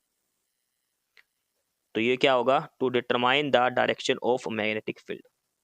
फोर्स, मैग्नेटिक फील्ड और करंट के बीच का रिलेशन होता है राइट हैंड थंब रूल। तीनों एक दूसरे के साथ 90 डिग्री एंगल पर होते हैं। अगला है क्वेश्चन नंबर 54, और इसमें पूछा गया है सोलर सेल में किस प्रकार की ऊर्जा रूपांतरण होती है? What type of energy conversion occurs in solar cell. Solar cell के अंदर कौन सी ऊर्जा परिवर्तित होती है? तो पहली बात तो सोलर सेल को कौन सी ऊर्जा मिलती है? इसके अंदर प्रकाश से ऊर्जा आती है, तो मतलब कौन सी एनर्जी होती है इसके अंदर? Light energy. भाई सौर ऊर्जा से संचालित उपकरण, तो सौर ऊर्जा वाले चार्ज कैसे होंगे? धूप से, यानी कि लाइट से, प्रकाश ऊर्जा से। और सोलर सेल करता क्या है? बिजली बनाता है। तो सोलर सेल का मेन काम क्या हो गया? लाइट एनर्जी को इलेक्ट्रिक एनर्जी में बदलने के लिए, लाइट एनर्जी को इलेक्ट्रिक एनर्जी में बदलता है। और एक सोलर कुकर होता है, वो करता है हीट एनर्जी में चेंज, लाइट एनर्जी को हीट एनर्जी में, सोलर कुकर। और ये है सोलर सेल, ये करता है लाइट एनर्जी को इलेक्ट्रिक एनर्जी में। ऑप्शन सी आंसर हो जाएगा। क्वेश्चन नंबर 55, किसी चालक में 5 एम्पियर धारा 6 मिनट तक प्रवाहित होती है, चालक से होकर गुजरी कुल आवेश चार्ज कितना होगा? देखो करंट दे दिया, करंट होता है आई, करंट को किसे लिखते हैं? आई से एम्पियर में। टाइम दे दिया 2 मिनट का। एक चीज ध्यान रखना, चार्ज क्या होता है? क्यू, और चार्ज की यूनिट क्या होती है? Ampere second, ampere second. तो ये तो एम्पियर में दे रखा 5 एम्पियर, और ये दे रखा 2 मिनट। 2 मिनट को जब सेकंड में करेंगे कितनी सेकंड आएगी? 120 सेकंड। कितनी आएगी? 120 सेकंड। तो चार्ज क्या होगा? आई इंटू में टी। आई कितना है? 5 एम्पियर, टाइम कितना है? 120 सेकंड। तो 12 पांचू 60, 600 कुलाम। ठीक है, कुलाम लिखते हैं चार्ज की यूनिट, और ये किसके बराबर होती है? एम्पियर सेकंड के, क्योंकि इसका फार्मूला है जो करंट है गुणा में टाइम। जिस टाइम ड्यूरेशन के लिए करंट का फ्लो है वो ही चार्ज होता है। तो कितना आ जाएगा? 600 कुलाम आ जाएगा। ऑप्शन सी आंसर हो जाएगा। फार्मूला ध्यान रखना, आई इंटू में टी रहेगा। आगे है क्वेश्चन नंबर 56, और अब हमारे यहां से शुरू होती है रीजनिंग। अब हम कुछ क्वेश्चन करेंगे रीजनिंग का, और उसके बाद कुछ क्वेश्चन करेंगे मैथ के, गणित के। डिटेल में हर क्वेश्चन का सॉल्यूशन हम आपसे करवाएंगे। प्रश्न नंबर 56 रीजनिंग का पहला सवाल है, ये देखो इसमें मिसिंग नंबर बताना, यहाँ पर क्या आएगा ये हमें बताना है। पहले इसके अंदर जो डाटा दे रखा है उसको देखो, सेम पैटर्न इसके अंदर है, फिर यहाँ पर क्या आएगा। तो इसके अंदर जो पैटर्न है वो ध्यान रखो आप, 26 और 23 इन दोनों को जोड़ेंगे कितना आएगा? 49। और 49 का किसका स्क्वायर होता है? ये 7 का। 53 और 28 इनको जोड़ेंगे तो कितना बनेगा? 81। और 81 का रूट क्या होता है? 9। 17 और 8 जोड़ेंगे तो कितना बनेगा? 25। 25 का रूट करेंगे, यानी 25 किसका स्क्वायर बनता है? 5 का। तो यहाँ पे क्या आएगा? 5 आएगा। समझ गए? दोनों संख्याओं का जोड़ तीसरी संख्या के स्क्वायर के बराबर है। इनका जोड़ 49 इसके स्क्वायर के बराबर, इनका जोड़ 81 इसके स्क्वायर के बराबर, इनका जोड़ 25 5 के स्क्वायर के बराबर। तो ऑप्शन डी आंसर हो जाएगा 5। क्लास की पीडीएफ के लिए, क्लास की पीडीएफ के लिए आपको डिस्क्रिप्शन बॉक्स में टेलीग्राम चैनल का लिंक दिया है, नॉलेज हब 7900। आप टेलीग्राम चैनल जरूर ज्वाइन करें। काफ़ी सारा स्टडी मटेरियल, काफ़ी सारी पीडीएफ आपको यहाँ पर मिलने वाली है। हर सब्जेक्ट की पीडीएफ मिलेगी, हरियाणा जीके के हैंड रिटन नोट्स मिलेंगे, अलग अलग टीचर्स के द्वारा जो करवाया गया है हरियाणा जी के, वो सब आपको मिलेगा। तो बहुत सारा स्टडी मटेरियल आपको यहाँ पर मिलने वाला है। डिस्क्रिप्शन बॉक्स में इसका लिंक दिया गया है। आगे है सवाल नंबर 57 और इसमें दिया है, सोनिया का परिचय कराते हुए शास्त्री ने कहा, वह मेरे बेटे की एकमात्र बेटी की माँ है। देखो, सोनिया के बाद शास्त्री ने कहा कि वह मेरे बेटे की, यानी कि शास्त्री का बेटा की एकमात्र बेटी की माँ, यानी कि वो क्या होगी, शास्त्री के बेटे की वाइफ हो गई। तो सोनिया शास्त्री से किस प्रकार संबंधित है?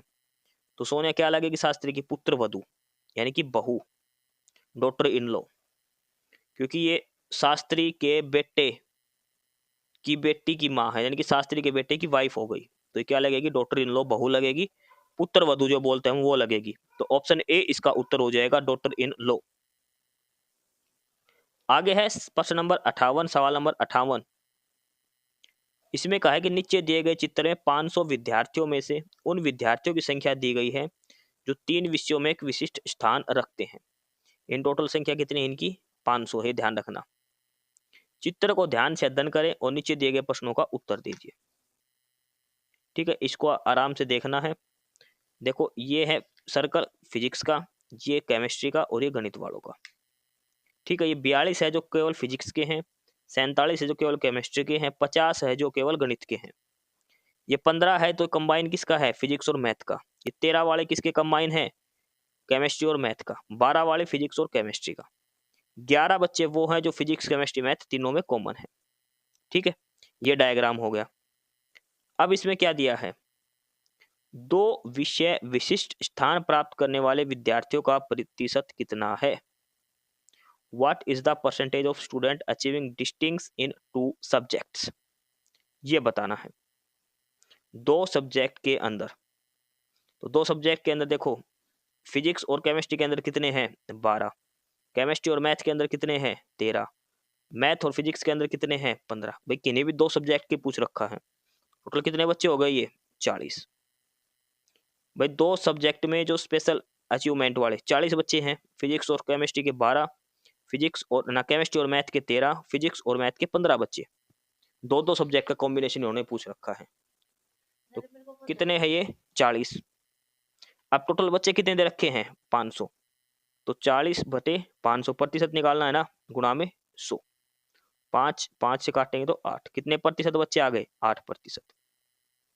8% बच्चे हैं 500 में से जो 2 विषयों में विशिष्ट स्थान रखते हैं। थोड़ा सा ध्यान से करना है ये। ठीक है, 8%। सवाल नंबर 59 देखो, 6 विद्यार्थी हैं, A B C D E F. A और बी दिल्ली से हैं और बाकी बेंगलोर से हैं। ये दोनों दिल्ली से हैं और ये बाकी पीछे वाले बेंगलोर से हैं। डी और एफ लंबे हैं जबकि अन्य छोटे हैं।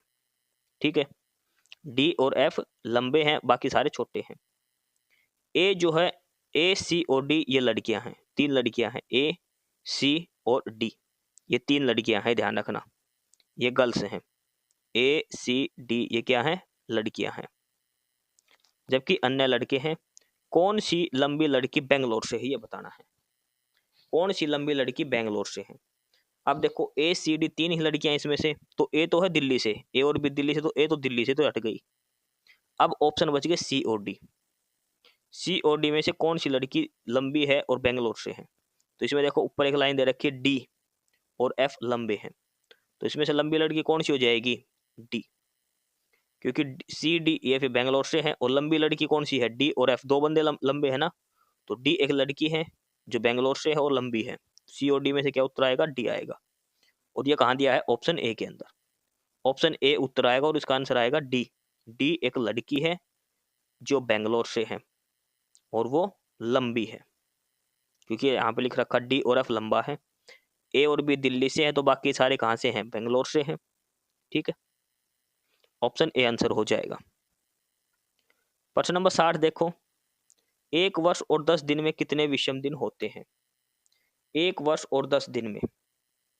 अब एक चीज देखो, 1 वर्ष और 10 दिन का मतलब देखो, अगर ये 1 वर्ष मान के चलो लीप वर्ष हुआ, लीप वर्ष में कितने दिन होते हैं, 66। विषम दिन निकालेंगे तो 7 से भाग देंगे इसको, तो 7 5 35, 7 दूनी 14, तो कितने दिन बच गए? 2 दिन। अगर लीप वर्ष हुआ तो कितने दिन बढ़ते हैं उसके अंदर? 2 दिन विषम होते हैं। और अगर लीप वर्ष नहीं हुआ तो कितने दिन होते हैं उसके अंदर? 365 दिन।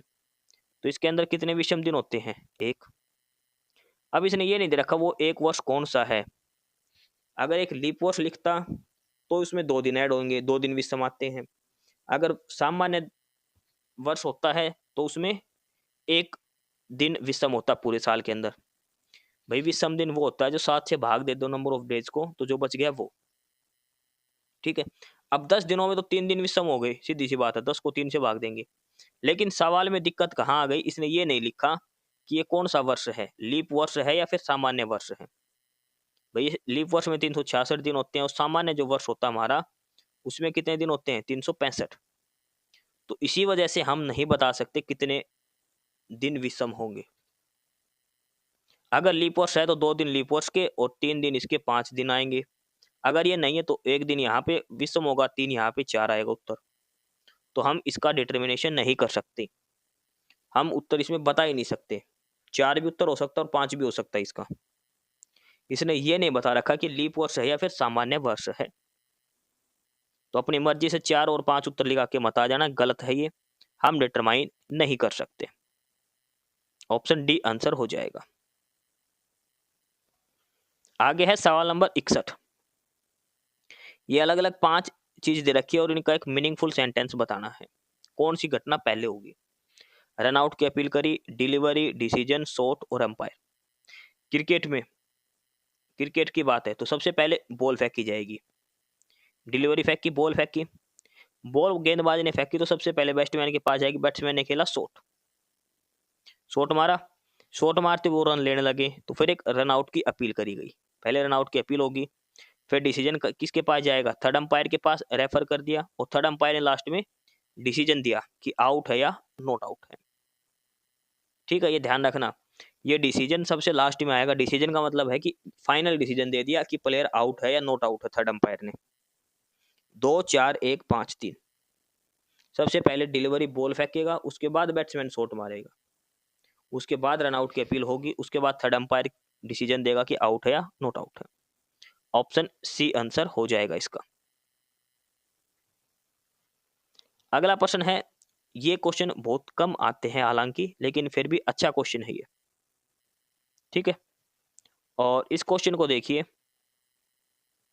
आप एक रेस्तरा के मालिक यानी कि हॉस्टल के मालिक, होटल के, आप एक डिलीवरी बॉय समय पर भोजन पहुंचाने की जल्दबाजी में मामूली दुर्घटना का शिकार हो जाता है और उसे 5 दिन के आराम की आवश्यकता है। आप निम्नलिखित में से कौन सी कार्रवाई करेंगे, ये बताना है। भी आप एक होटल के मालिक है, किसी भी दुकान के मालिक है ये मान लो, और आपके अंडर जो काम करता है वो एक्सीडेंट हो गया और उसको डॉक्टर ने बोला 5 दिन रेस्ट करेगा, आपके अंडर में जो कोई काम करता है उसको, तो आप क्या एक्शन लेंगे? आप उसे नौकरी से निकाल देंगे? नहीं भाई, हम नौकरी से नहीं निकाल सकते, क्योंकि वो हमारा सामान डिलीवर करने गया हुआ था। ये चीज देखो, उसने उसने कहा कि डिलीवरी बॉय था, हम जो सामान बेचते वो डिलीवर करने गया हुआ था, जल्दबाजी में गिर गया। हम उसे 5 दिन के लिए सस्पेंड भी नहीं कर सकते, 5 दिन के लिए बिना वेतन की छुट्टी पर भी नहीं भेज सकते। आप उसे 5 दिन का सवेतन अवकाश देंगे और उसके चिकित्सा व्यय का भी भुगतान करें। ये हमारी पॉजिटिविटी को देखने के लिए रीजनिंग का क्वेश्चन है। खुद से समझदार मत बन जाना कि हाँ हम तो निकाल देंगे, ये ऐसा कुछ नहीं है। आपको सकारात्मक पॉजिटिव आंसर देना होता है इस क्वेश्चन के अंदर। तो ऑप्शन डी आंसर हो जाएगा। प्रश्न नंबर 63 देखिए। यदि माइनस का अर्थ है भाग, प्लस का अर्थ है घटाना, भाग का अर्थ है गुणा और गुणा का अर्थ है जोड़ना, तो कौन सी समीकरण सही है? देखो 70, माइनस का अर्थ क्या हो गया? भाग देना, तो 70 को 2 से भाग देंगे, कितना आ गया? 35। प्लस 4, तो प्लस का अर्थ क्या है? घटाना, कितना? 4। भाग का अर्थ है गुणा, 5, तो 4 5 20, तो ये 35, ये माइनस का 20, और गुणा का अर्थ है जोड़ना, प्लस 6। तो 35 माइनस 20 गए तो कितना? 15, 15 और 6 जोड़ेंगे तो 21 आएगा। ये दे रखा 44, तो मतलब ये गलत हो गया। कितना आएगा? 21, और ये कहाँ दे रखा है? ऑप्शन बी के अंदर। ये रहा, समीकरण सारी सेम है, ये इधर का डाटा बदल रखा बराबर का, तो बराबर का हमारा कितना आया था? 15 और 6 21। तो क्या आंसर हो जाएगा? ऑप्शन बी वाला। क्या आंसर आएगा? ऑप्शन बी समीकरण जो है वो सही है। देखो समीकरण, इस साइड की जो समीकरण है वो सारी सेम दे रखी है, इधर उत्तर उत्तर अलग दे रखा है, तो हमें उत्तर ही निकालना था इधर। 35 माइनस 20 करें तो 15, 15 और 6 21। तो ऑप्शन बी उत्तर हो जाएगा 63 नंबर का। आगे है सवाल नंबर 64, और सवाल नंबर 64 में दिया है, हम 3 दोस्त हैं और तीनों की अलग अलग उम्र है। अब से 3 साल बाद हम में से 2 की उम्र उसी समय की होगी जिस तरह हम दोनों की उम्र इस समय है। हमारे बीच सबसे बड़े और सबसे छोटे की उम्र का अंतर क्या है? 3 दोस्त हैं, तीनों अलग अलग एज के हैं। मान के चलो एक 10 साल का है, एक 11 साल का, एक 12 साल का, कोई भी मान लो। 3 साल के बाद 3-3 साल उम्र बढ़ जाएगी सबकी। 2 की उम्र उसी उम्र की होगी जिस तरह हम दोनों की उम्र इस समय है। इसका मतलब क्या होगा कि इनके बीच में 3-3 साल का गैप है। भाई ये 10 साल का है, ये 13 साल का है, ये 16 साल का है। इसने कहा कि 3 साल के बाद 2 बंदों की उम्र वही हो जाएगी जो अब है। आज के 3 साल बाद इसकी 13 हो जाएगी, इसकी 16 हो जाएगी, इसकी 19। देखो अब इनकी जो उम्र है ना, वो ये कह रहा कि अगले 3 साल बाद हम में से किसी 2 की वही उम्र बनेगी जो अब है 2 जनों की। अब 2 बंदों की 13 और 16 साल है, तो अगले 3 साल बाद भी 2 जनों की 13 और 16 साल मिलेगी। तो सबसे बड़े और सबसे छोटे की उम्र का गैप कितना होएगा? 19 और 13 के बीच में 6 साल का। तो सबसे बड़े और सबसे छोटे के बीच में उम्र का गैप कितना हो गया? 6 साल का। क्योंकि 3 साल के बाद की बात है ये। 3 माइनस दोनों साइड से 3-3 साल का। भाई ऐसे 10, 13, 19, 16 मत मानो, ये मान लो एक की 1 साल है।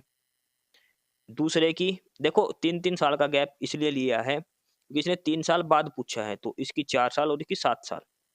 अब 3 साल बाद क्या उम्र होएगी? इसकी कितनी हो जाएगी? 4 साल, इसकी कितनी हो जाएगी? 7 साल, और इसकी कितनी हो जाएगी? 10 साल। अब 2 बंदों की उम्र है 4-7, अगले साल अगले 3 साल बाद भी 2 बंदों की सेम उम्र रहेगी, ये बात कही है इसने। समझ गए? मतलब कि इनके बीच में 3-3 साल का ही गैप है, तभी 3 साल बाद ये बराबर आएँगे। तो पहले और आखिरी की उम्र का गैप कितना होएगा? 10 साल का, 4 साल का, कितने का गैप है? 6 साल का। ये सवाल थोड़ा-सा समझने का है आपका। कितने साल का गैप होगा उनके बीच में? पहले सबसे बड़े और सबसे छोटे के बीच में 6 साल का। चाहे आप कितनी भी उम्र मान लो, एक की 20 साल। अच्छा 20 मान लो कि चलो हम 1, 2 और 3 क्यों नहीं मान रहे? 1, 2, 3 मान ली। आज के 3 साल बाद इसकी उम्र कितनी हो जाएगी? 4, इसकी 5, इसकी 6 हो गई। लेकिन इसने कहा कि 2 की जो उम्र इस समय है, वो ही उस समय है। तो देखो 1, 2, 3 है। इनमें से किसी भी 2 की उम्र है, वो यहाँ पे रिपीट हो रही है? नहीं हो रही। वही कह रहा है अब जो उम्र है वो उस समय 2 की डेट ऑफ बर्थ मतलब जितनी उम्र है वो सेम होनी चाहिए 2 बंदों की। तो इसका मतलब है कि 2 छोटे वाले हैं उनकी उम्र चेंज हो जाएगी बड़े के हिसाब से। तो इसलिए इनके बीच में 3-3 का गैप ज़रूरी है। ऑप्शन बी उत्तर आ जाएगा। क्लास की पीडीएफ के लिए आपको डिस्क्रिप्शन बॉक्स में टेलीग्राम चैनल का लिंक दिया है, नॉलेज हब 7900 करके। आप टेलीग्राम चैनल ज्वाइन करें, आपको पीडीएफ मिलेगी। काफ़ी सारा स्टडी मटेरियल मिलेगा पीडीएफ की फॉर्म में। और भी अलग-अलग तरह की फ़ोटो वगैरह भी डाल रखी है ताकि आपको पढ़ने में आसानी हो अलग-अलग टॉपिक पर। तो एक बार आप नॉलेज हब टेलीग्राम चैनल ज़रूर ज्वाइन करें, ताकि आपको पढ़ने में आसानी रहे, कोई दिक्कत ना हो। आगे है सवाल नंबर 65। चेज शब्द के अक्षरों को कितनी तरह से सजाया जा सकता है जहां स्वर हमेशा एक साथ रहे? एक शब्द है चेज, कितने का है ये? 5 अक्षरों का है। ठीक है। अब इसने क्या कहा है कि जहां स्वर हमेशा एक साथ रहे, इसमें वोवल कौन से हैं? ए और ई है। ए और ई हमेशा एक साथ रहेंगे। मान के चलो ए और ई एक साथ रहेंगे, पहले और दूसरे में ए और ई रख दिया, तो ये 3 अलग अलग भर सकते हैं। दूसरी बार ई और ए कर दिया, तीसरी बार इन दोनों में करा, चौथी बार इन दोनों में, पांचवी बार इन दोनों में। तो इसने कहा कि ऐसे कितने समूह बनाए जा सकते हैं जहां पर स्वर हमेशा एक साथ रहेंगे? टोटल कितने लेटर इसके अंदर? 5। वोवल कितने हैं इसके अंदर? 2। तो 2 वोवल है वो तो एक साथ रहेंगे, बाकी 3 अलग अलग रहेंगे। ठीक है। तो अब इसमें कितनी तरह से रखा जा सकता है ये हमें इसमें से बताना है। अब इसमें टोटल कितने हो गए? देखो 5 लेटर हैं। वॉवल तो एक साथ आ गए दोनों, ठीक है। बाकी 4 ये 3 कॉन्सोनेंट आएंगे इसमें। तो इनको हम किस टाइप से लिख सकते हैं, कितनी प्रकार से लिख सकते हैं? टोटल 4 फैक्टोरियल हो गया। गुणा में वॉवल को कितनी बार लिख सकते हैं भाई? पहले तो ऐसे लिखेंगे, ए पहले आएगा ई बाद में। दोबारा कैसे आएगा? ई पहले आएगा ए बाद में आएगा। तो कितनी बार? 2 बार। 4 फैक्टोरियल गुणा 2 फैक्टोरियल। तो 4 फैक्टोरियल कितना होता है? 4 गुणा 3 गुणा 2 गुणा 1, और 2 फैक्टोरियल का 2 ही होता है। तो 4 तिया 12, 12 दूनी 24, 24 दूनी 48। तो चेज को हम 48 तरीके से लिख सकते हैं। कब? जब इसमें वॉवल जो है वो एक साथ रहेंगे, दोनों ए और ई, 2 वॉवल ये दोनों एक साथ रहेंगे, ठीक है। इसमें बस ध्यान यही देना है कि ए और ई को जब एक साथ कर देंगे, एक डब्बे में ए ई को बंद कर दिया, तो बाकी ये 3 बचेंगे। तो टोटल कितने हो गए? ये 4। लेकिन इस डब्बे के भी 2 हिस्से बनेंगे, एक में ए आएगा, एक में ई आएगा, और दूसरे हिस्से में क्या दोबारा क्या आएगा? पहले ई आएगा, बाद में ए आएगा, ठीक है। टोटल 48 हो गया।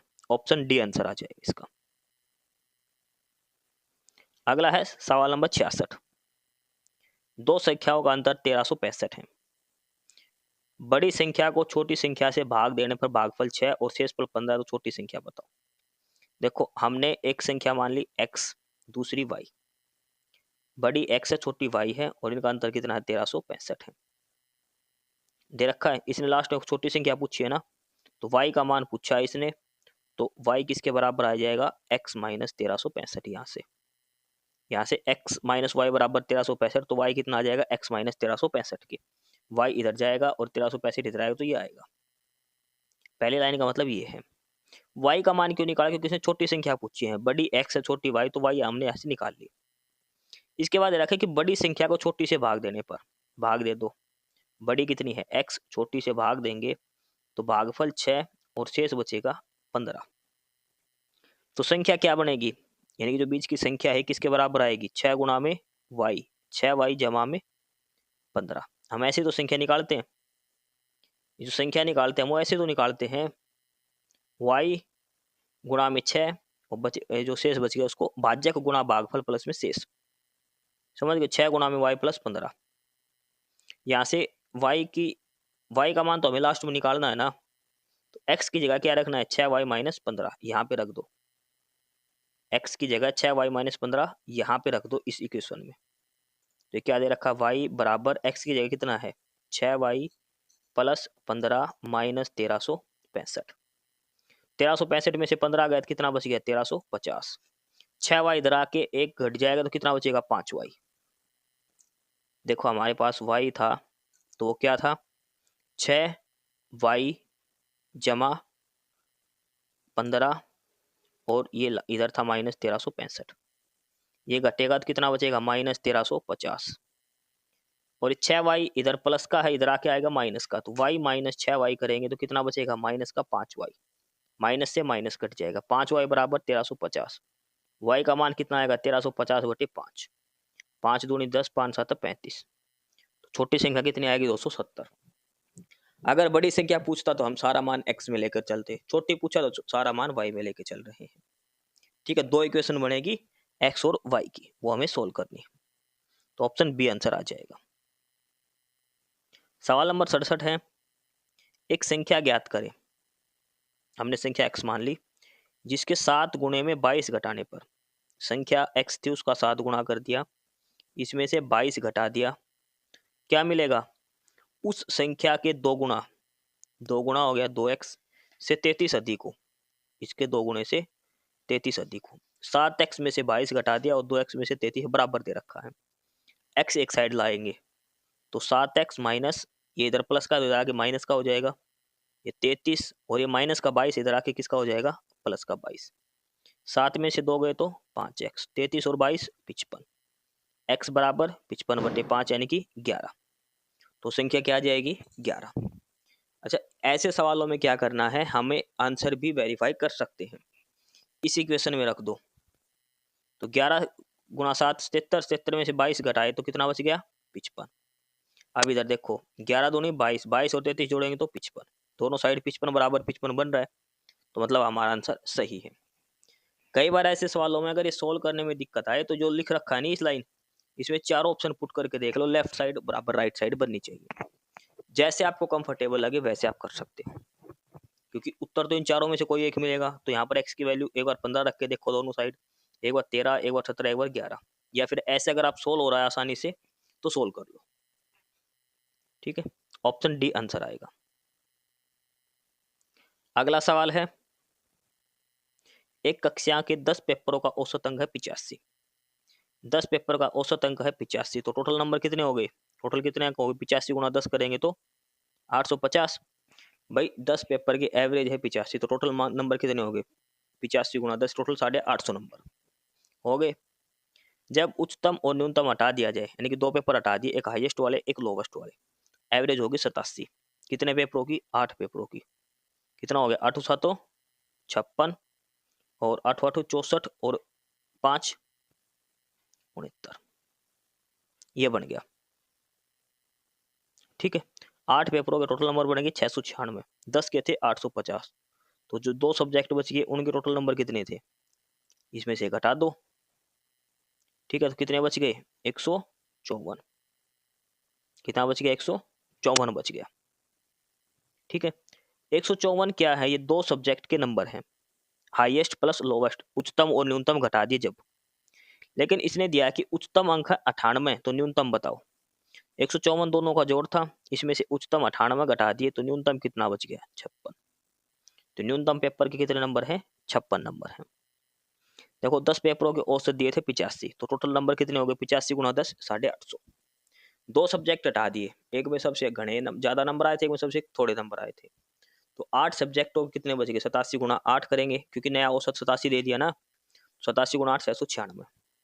10 सब्जेक्ट में नंबर थे 850, 8 में है 696, तो मतलब तो जो सब्जेक्ट बची उनमें नंबर कितने हैं टोटल? 154। उसमें से जिसमें सबसे ज्यादा नंबर है वो तो आए थे 98 नंबर, वो घटा दे तो लोवेस्ट कितने बच गई? 56। Option D answer. सवाल नंबर 69 देखो, 400 चिक्कू 1410 रुपया प्रति सैकड़ा की दर से खरीदा और 860 के लाभ पर बेच दिया। प्रति दर्जन चिक्कू का विक्रय मूल्य बताएं। देखो 400 चिक्कू खरीदे, 1410 रुपया प्रति सैकड़ा, ये लाइन देखो इसमें 1410 रुपया प्रति सैकड़ा का मतलब है कि 1410 रुपए में कितने खरीदे चिक्कू? 100 चिक्कू खरीदे गए। सैकड़ा का मतलब 100 होता है, तो 1410 रुपए में 100 चिक्कू खरीदे गए। इसने खरीदे कितने हैं? 400 चिक्कू। तो यानी कि 400 चिक्कू का रेट कितना हो जाएगा? 4 गुना हो जाएगा, 14 चौक 56, 5640 रुपया। कहने का मतलब है कि 400 चिक्कू का क्रय मूल्य कितना है? 5640 रुपया है।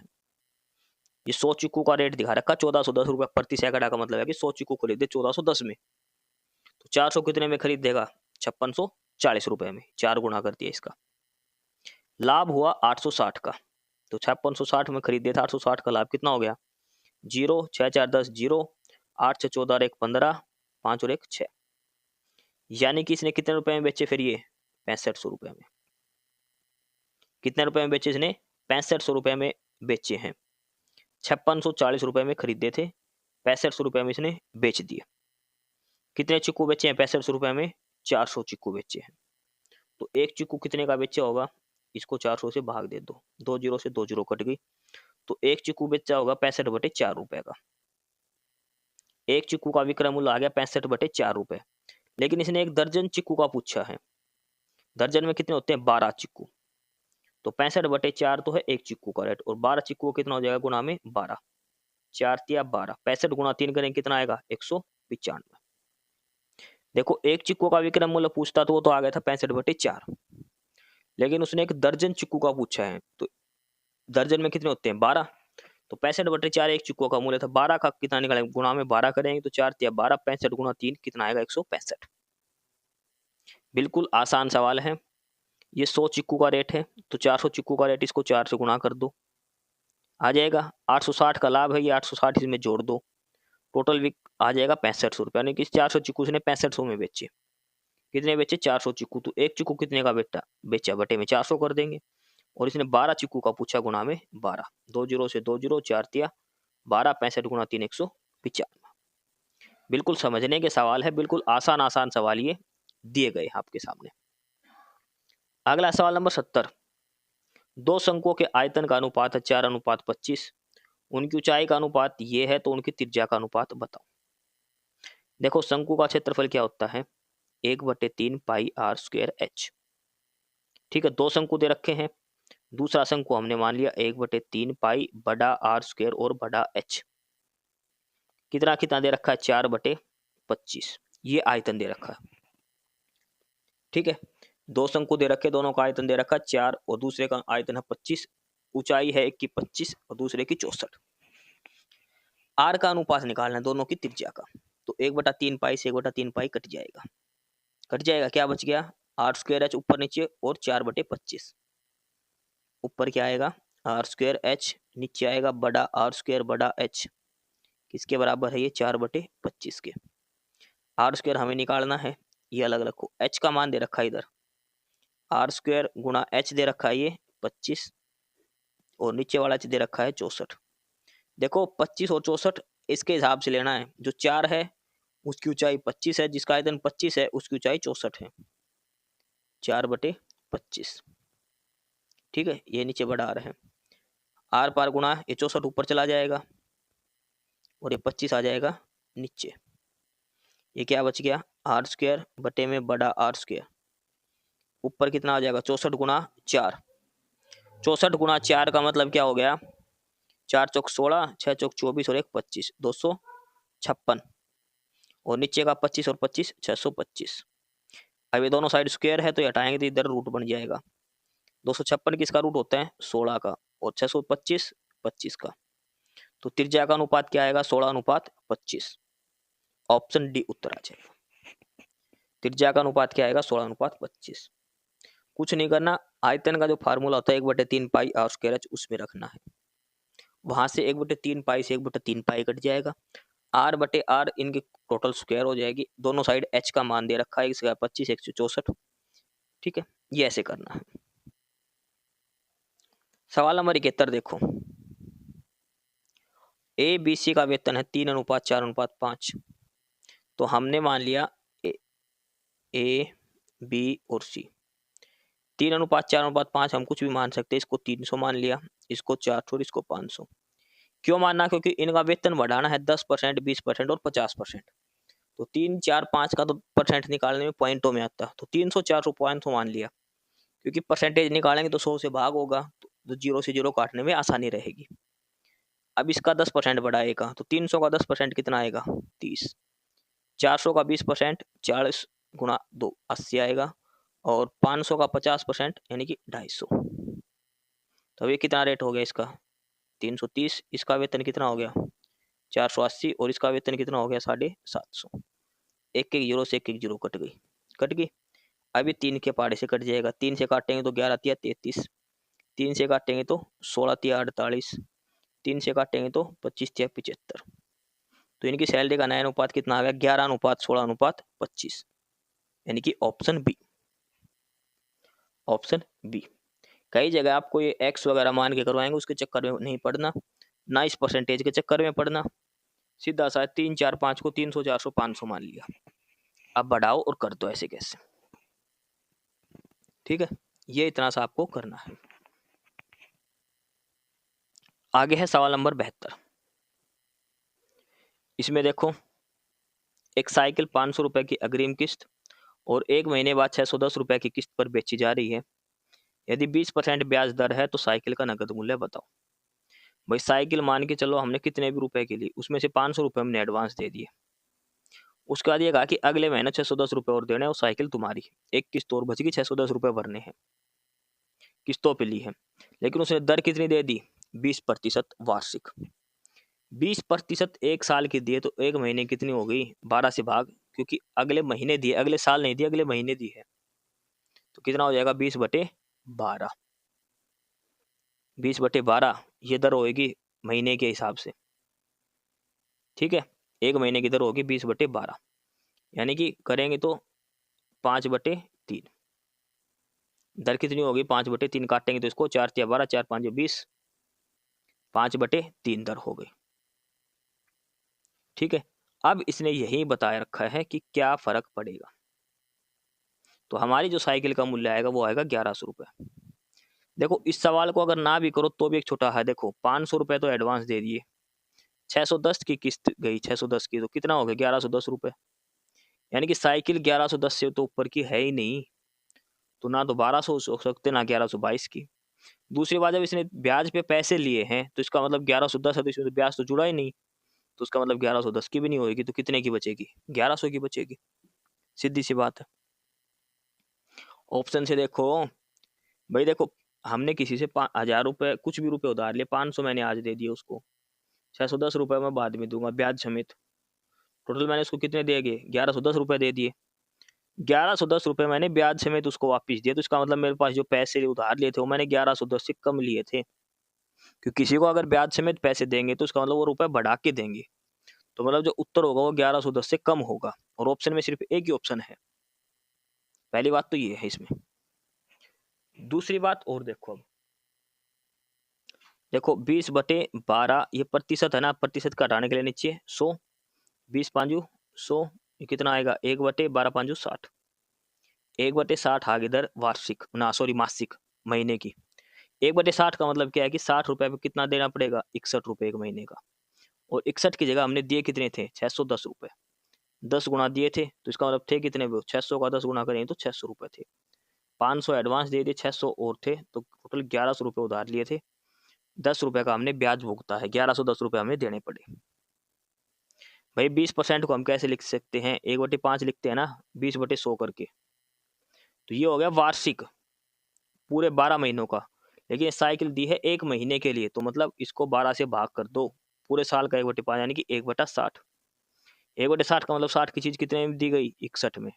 61 की जगह 610 रुपए है, तो 60 की जगह 600 आ जाएगा।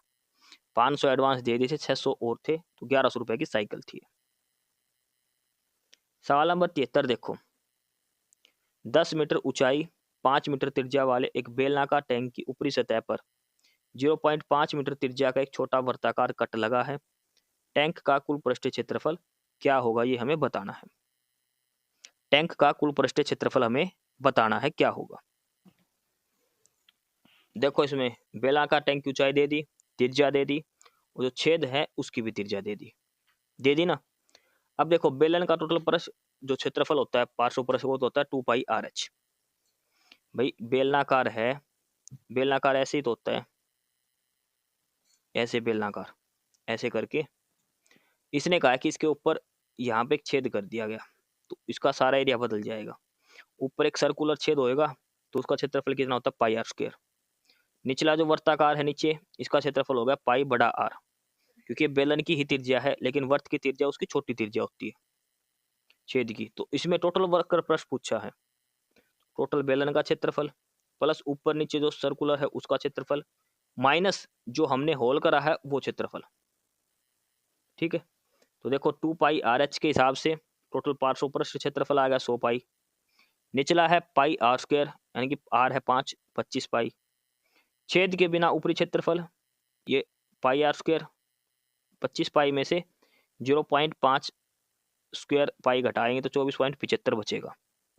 टोटल क्षेत्रफल कितना होएगा, इन सभी को जोड़ दो तो कितना आ गया टोटल 149.75 पाई। 149.75 का मतलब होता है 599 पाई/4, क्योंकि ऑप्शन में 599/4 दे रखा है। ये दे रखा होता तो ये भी ठीक है, और ये दे रखा तो ये ठीक है। आपको बस ये ध्यान रखना है टोटल क्षेत्रफल कैसे निकलेगा, बेलन का क्षेत्रफल पृष्ठ क्षेत्रफल प्लस में जो नीचे और ऊपर जो वर्ताकार है उसका क्षेत्रफल माइनस में जो छेद का क्षेत्रफल है वो।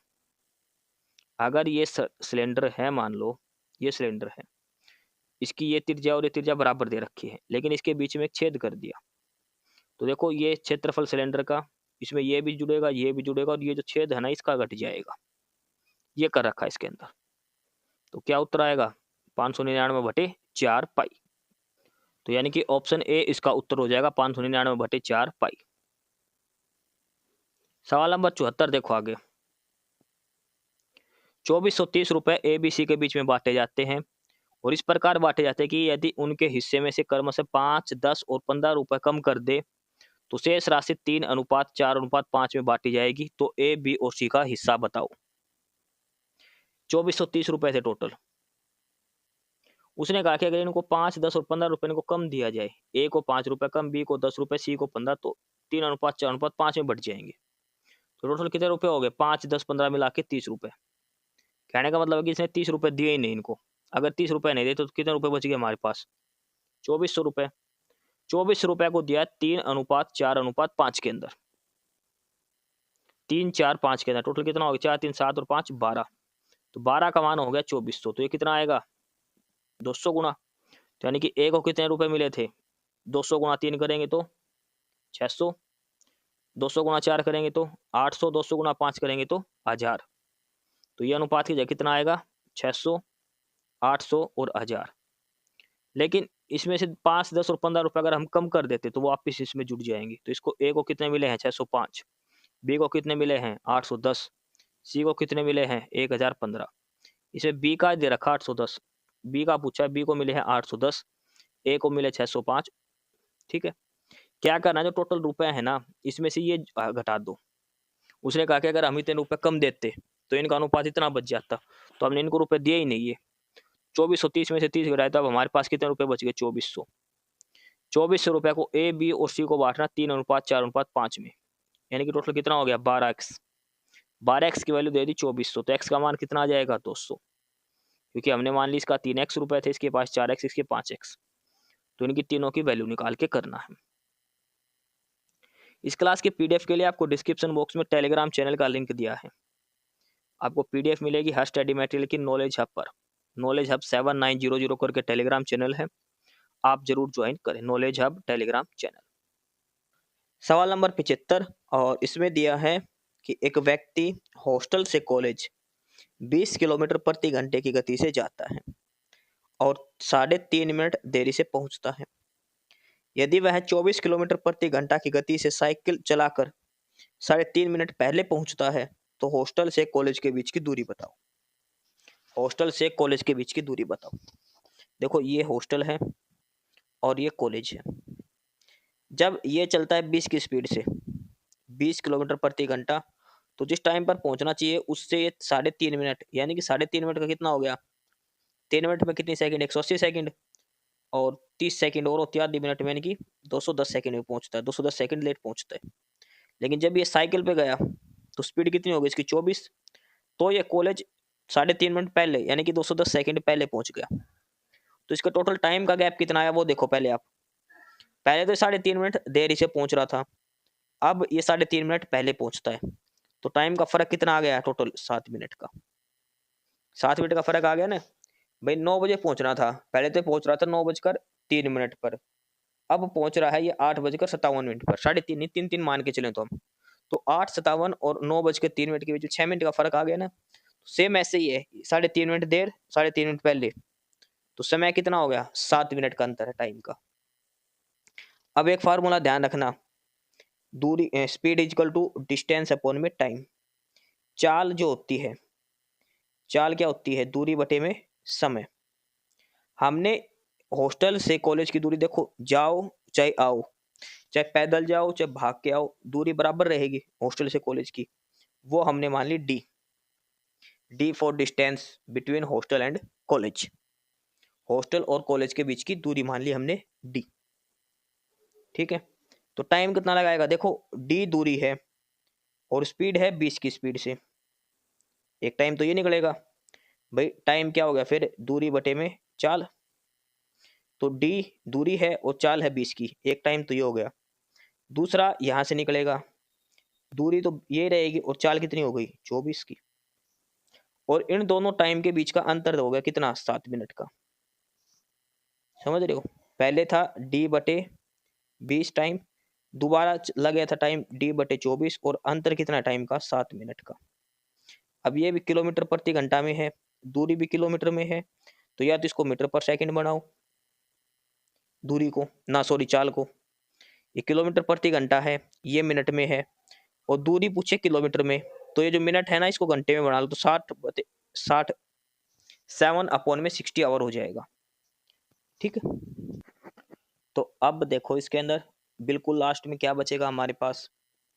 टाइम है डी, दूरी बटे में चाल, दोनों समय का अंतर दे रखा है ना, पहले 3.5 मिनट लेट था, बाद में 3.5 मिनट पहले हो गया, टोटल टाइम हो गया 7 मिनट, और मिनट को घंटा में बढ़ाएंगे तो 60 से भाग दे देंगे, क्योंकि डिस्टेंस भी किलोमीटर में पूछी है, स्पीड भी किलोमीटर प्रति घंटा में दे रखी, तो मिनट है, इसको घंटे में बना लिया।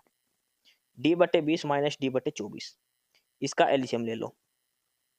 एलसीएम कितना आएगा इसका, 24 और 20 का एलसीएम 120 आएगा। 20 छिके 120, 6D माइनस 24 5 120, तो यहाँ पे कितना आएगा 5D।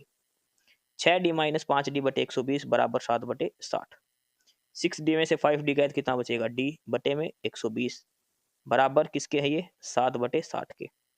ये 60 से काटेंगे 2 आएगा। D/2 बराबर 7, तो D का मान कितना आ जाएगा, 7 × 2 यानी कि 40। तो हॉस्टल से कॉलेज की दूरी 14 किलोमीटर। इसमें सारे सवाल के अंदर सिर्फ एक चीज ध्यान रखनी है, एक तो टाइम हो जाएगा 3.5 मिनट पहले और 3.5 मिनट बाद, यानी कि टोटल टाइम कितना हो गया 7 मिनट का। मिनट को घंटे में बनाना है तो 60 से भाग दे दो, 7/60 घंटा। दूसरा एक फार्मूला ध्यान रखना, चाल क्या होती है, दूरी बटे में समय, तो हमें समय निकालना है, समय क्या हो जाएगा, दूरी बटे में चाल, डिस्टेंस अपॉन में स्पीड। डिस्टेंस कांस्टेंट रहेगी, डी एक समान रहेगी हॉस्टल की, और चाल अलग अलग है, एक बार 20 किलोमीटर, एक बार 24 किलोमीटर। तो ऑप्शन बी उत्तर हो जाएगा। अगला है सवाल नंबर 76।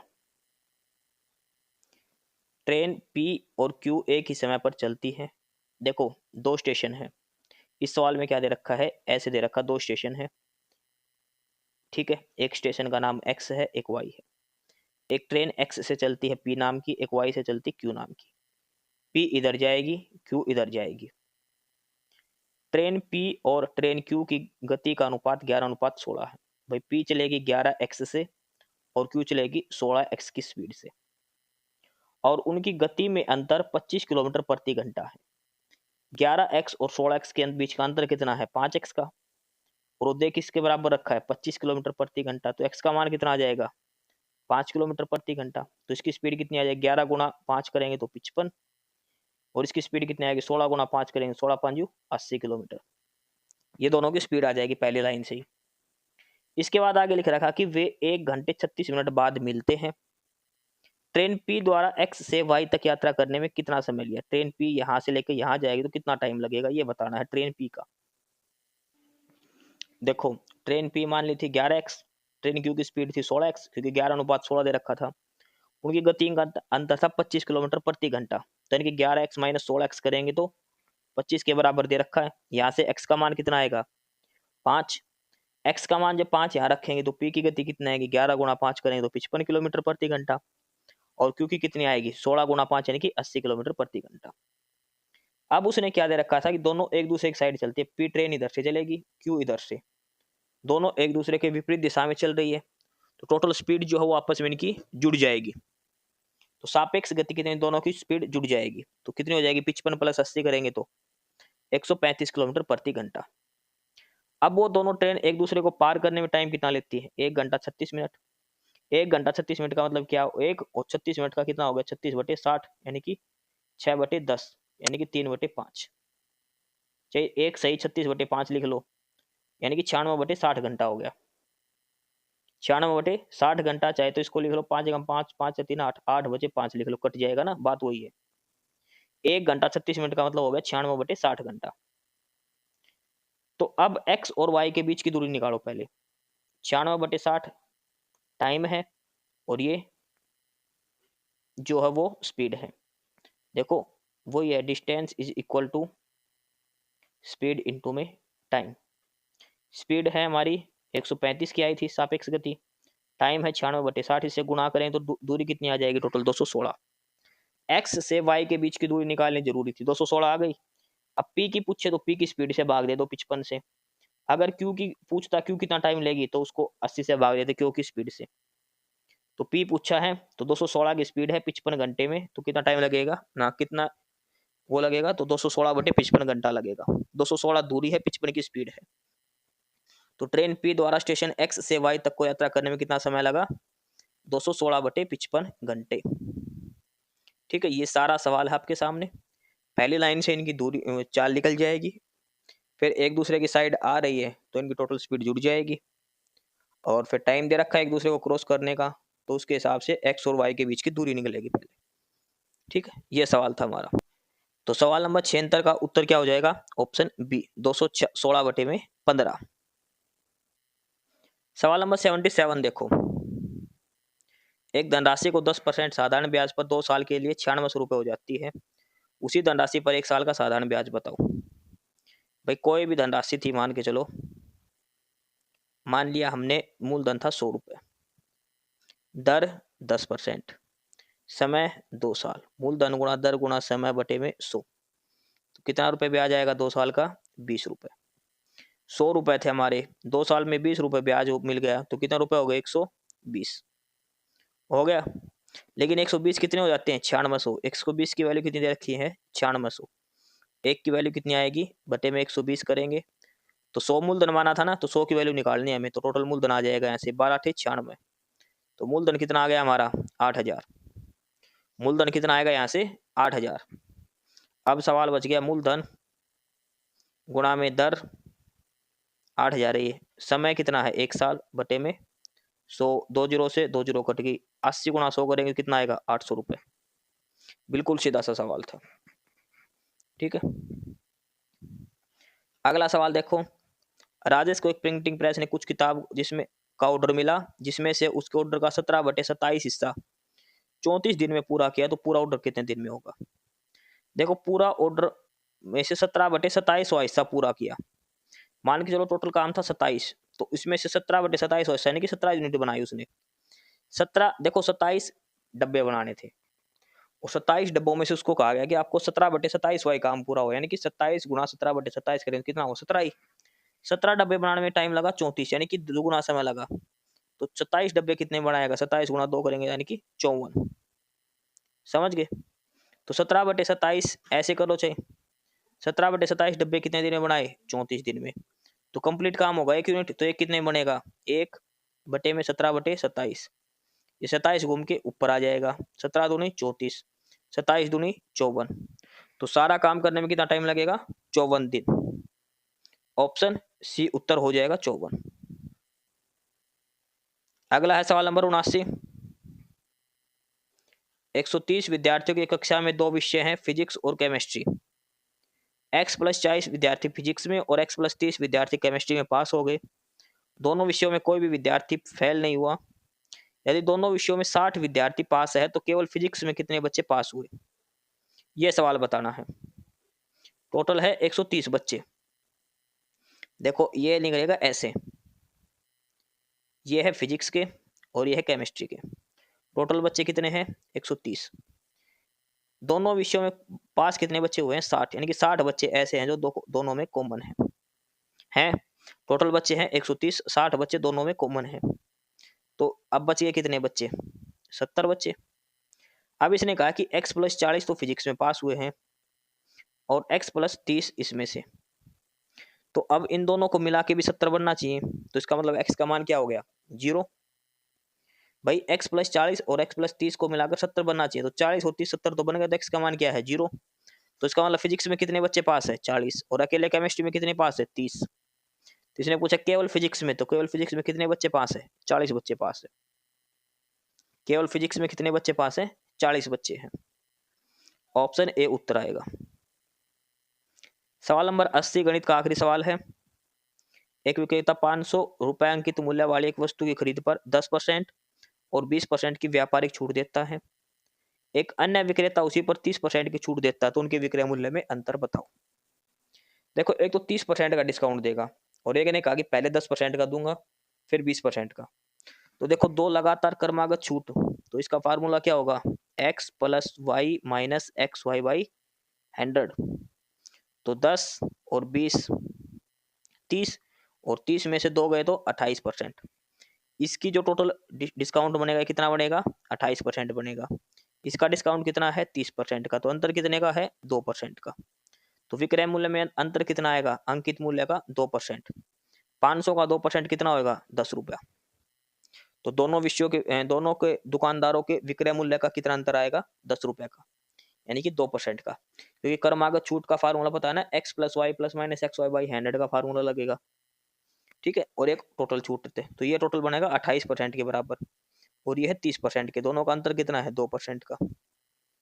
ठीक है, अगर आपको नहीं समझ में आए तो ऐसे कर लो, 500 को पहले 10% छूट दे दी, 10% छूट दे दी, यानी कि 50 रुपए की छूट दे दी, कितने में बिक गई 450।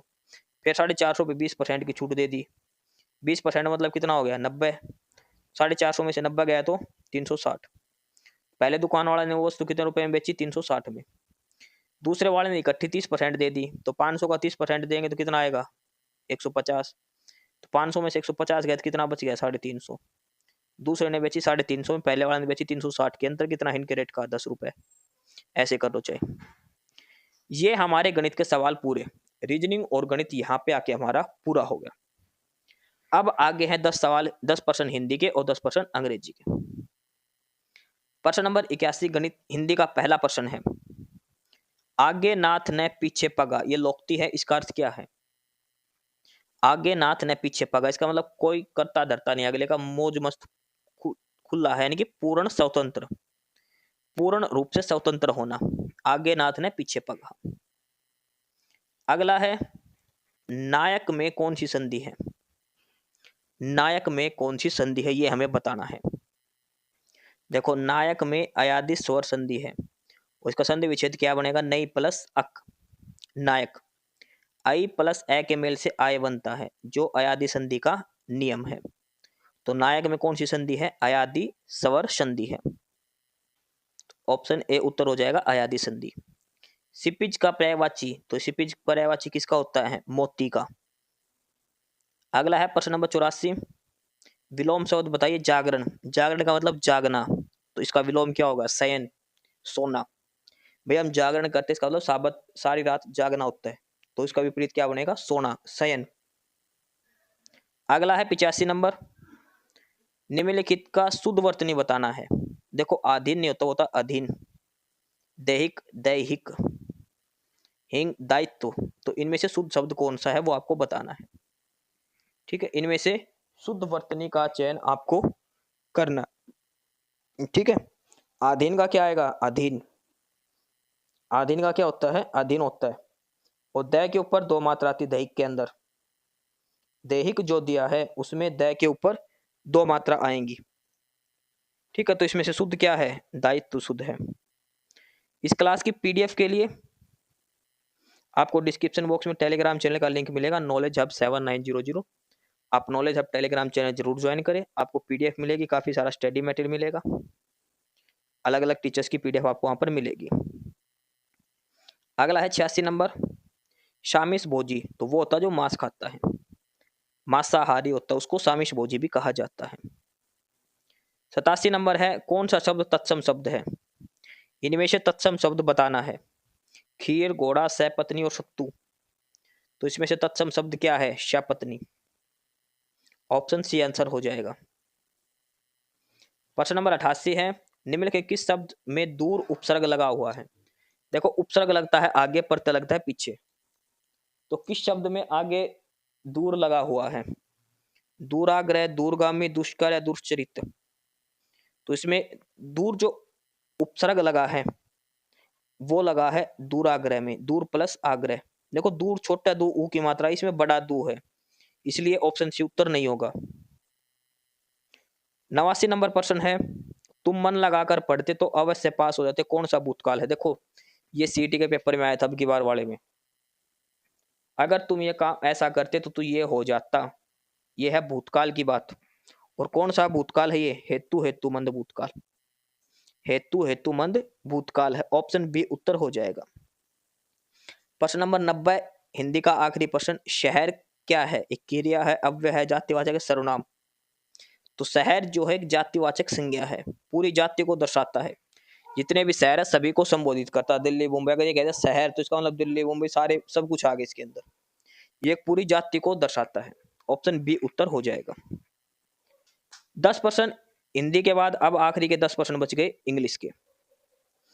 91 और 92 में आपको अपोजिट बताना है, यानी कि एंटोनियम बताना है आपको, क्या होगा। पैनिकी, पैनिकी का मतलब होता है डरना, घबराहट वाला, तो इसका विलोम क्या होगा, कॉन्फिडेंट, निडर, साहसी। अगला है 92 में मोर्नफुल, मोर्नफुल यानी कि शोक संदेश, शोक, इसका होगा जोयश, खुश। 93 है आगे, करेक्ट स्पेलिंग बतानी, और यह है इम्पर्टिनेंट। इम्पर्टिनेंट, इम्पर्टिनेंट की स्पेलिंग क्या आएगी? IMPERTINENT, impertinent. क्वेश्चन नंबर 94 है, he didn't tell me directly but reading between the line. तो इसमें जो फ्रेज दे रखी है रीडिंग बिटवीन द लाइन, इसका मतलब क्या है ये बताना है। रीडिंग बिटवीन द लाइन्स, इसका मतलब क्या है? Understanding the sense rather than the actual words. मतलब जो लिख रखा उसकी जगह उसके अंदर जो भाव बताया गया है वो पढ़ना। Understanding the sense rather than the actual words. अगला है by fits and starts, idiom है ये, इसका मतलब क्या होता है? Irregularly. By fits and start irregularly. 96, 97, 98 इनमें एरर बताना है। He ask supposing if he fails what he would do. Error कहाँ है? सुपोजिंग इफ में। सुपोज और इफ दोनों एक साथ नहीं आएंगे, या तो सुपोज हटा दो या फिर इफ हटा दो। तो एरर कहाँ है? ऑप्शन बी के अंदर, सुपोज और इफ एक साथ नहीं आएंगे। 97 देखो, we had a lot of difficulty to find the house. तो we had a lot of difficulty, to नहीं आएगा यहाँ पे, यहाँ पे क्या आएगा? फाइंडिंग। जिरंड आएगा, टू प्लस वर्ब की फर्स्ट फॉर्म नहीं आएगी, यहाँ पे जिरंड का प्रयोग किया जाएगा। एडवर्ब, ये आ गया एडजेक्टिव डिफिकल्टी, ठीक है। तो डिफिकल्टी के साथ क्या आएगा? जिरंड। फाइंडिंग आएगा, फाइंड नहीं आएगा। टू फाइंड की जगह जिरंड आएगा, मतलब फाइंडिंग आएगा। ऑप्शन बी के अंदर एरर है अभी। 98 देखो, patience as well as perseverance are necessary for success. देखो एज वेल एज से जुड़ा है, तो ये क्या है? सिंगुलर, इसके हिसाब से आर की जगह क्या आएगा? Is. Patience as well as perseverance is necessary for success. अगला fill in the blank, Canada does not require that US citizen obtain passport to enter the country and blank. Does not है, तो इसमें भी क्या आएगा? Doesn't either. देखो note के साथ आइदर आएगा, नाइदर नहीं आएगा। तो डजंट आइदर, डजंट का क्यों? क्योंकि यहाँ पे भी डज नॉट दिया है, तो ये भी डज नॉट में ही बनेगा, ठीक है। Mexico does not either, option B answer होगा। आखिरी प्रश्न है, a person who blank on his own efforts has the best chance win. एक आदमी जो खुद के प्रयास पर भरोसा करता है, निर्भर होता है, वो उसके चांस होते हैं ज्यादा जीतने के। तो मतलब क्या होता है? रिलाइज मतलब निर्भर रहना। ऑप्शन सी आंसर हो जाएगा। ये हमारा प्रैक्टिस सेट नंबर 19 था हरियाणा सीईटी एग्जाम के लिए। 100 के 100 प्रश्न हमने करे हैं, और डिटेल में हर प्रश्न का सॉल्यूशन हमने देखा है। हर प्रश्न का रिटर्न सॉल्यूशन प्रोवाइड करवाने की कोशिश हमने करी है, खासकर जीके वगैरह की। और फिर भी अगर किसी क्वेश्चन पर डाउट हो तो कमेंट बॉक्स में कमेंट कर सकते हैं आप। इस क्लास के पीडीएफ के लिए आपको डिस्क्रिप्शन बॉक्स में टेलीग्राम चैनल का लिंक दिया है, और वो है नॉलेज हब 7900। आप नॉलेज हब टेलीग्राम चैनल जरूर ज्वाइन करें, काफ़ी सारा स्टडी मटेरियल, काफ़ी सारी पीडीएफ आपको वहाँ पर मिलने वाली है। और ये सीरीज हम कंटिन्यू रखेंगे हरियाणा सीईटी एग्जाम के लिए, और खासकर जो जीएस है वो रेलवे के एग्जाम के लिए भी काफ़ी इंपॉर्टेंट। सो चाहे किसी भी एग्जाम की तैयारी कर रहे हो, जीके प्लस जनरल साइंस ये जरूर कर ले इस क्लास से। एस्पिरेंट्स, यही था आज की इस वीडियो में आपके लिए, ठीक है। और बाकी अगर कुछ नहीं समझ में आया या कुछ पूछना हो या फिर किसी स्पेसिफिक टॉपिक पे पूछना हो, वीडियो बनवानी हो, तो आप कमेंट बॉक्स में कमेंट कर सकते हैं, ठीक है। बाकी आप हमारा चैनल नॉलेज हब को सब्सक्राइब जरूर करें, अपने फ्रेंड्स को रिकमेंड करें, और वीडियो को लाइक करें, शेयर करिए, जुड़े रहिए हमारे साथ। मिलते रहेंगे आपके साथ रोज़ रोज़ नए कंटेंट के साथ, नई अपडेट्स के साथ, ठीक है। और चैनल को शेयर जरूर करें अपने फ्रेंड्स के साथ। एक बार फिर से जो एस्पिरेंट्स, जो कैंडिडेट्स नए हैं, वो चैनल को सब्सक्राइब जरूर करें अपने चैनल नॉलेज हब, ठीक है। मिलते हैं नई अपडेट्स के साथ, तब तक के लिए बाय।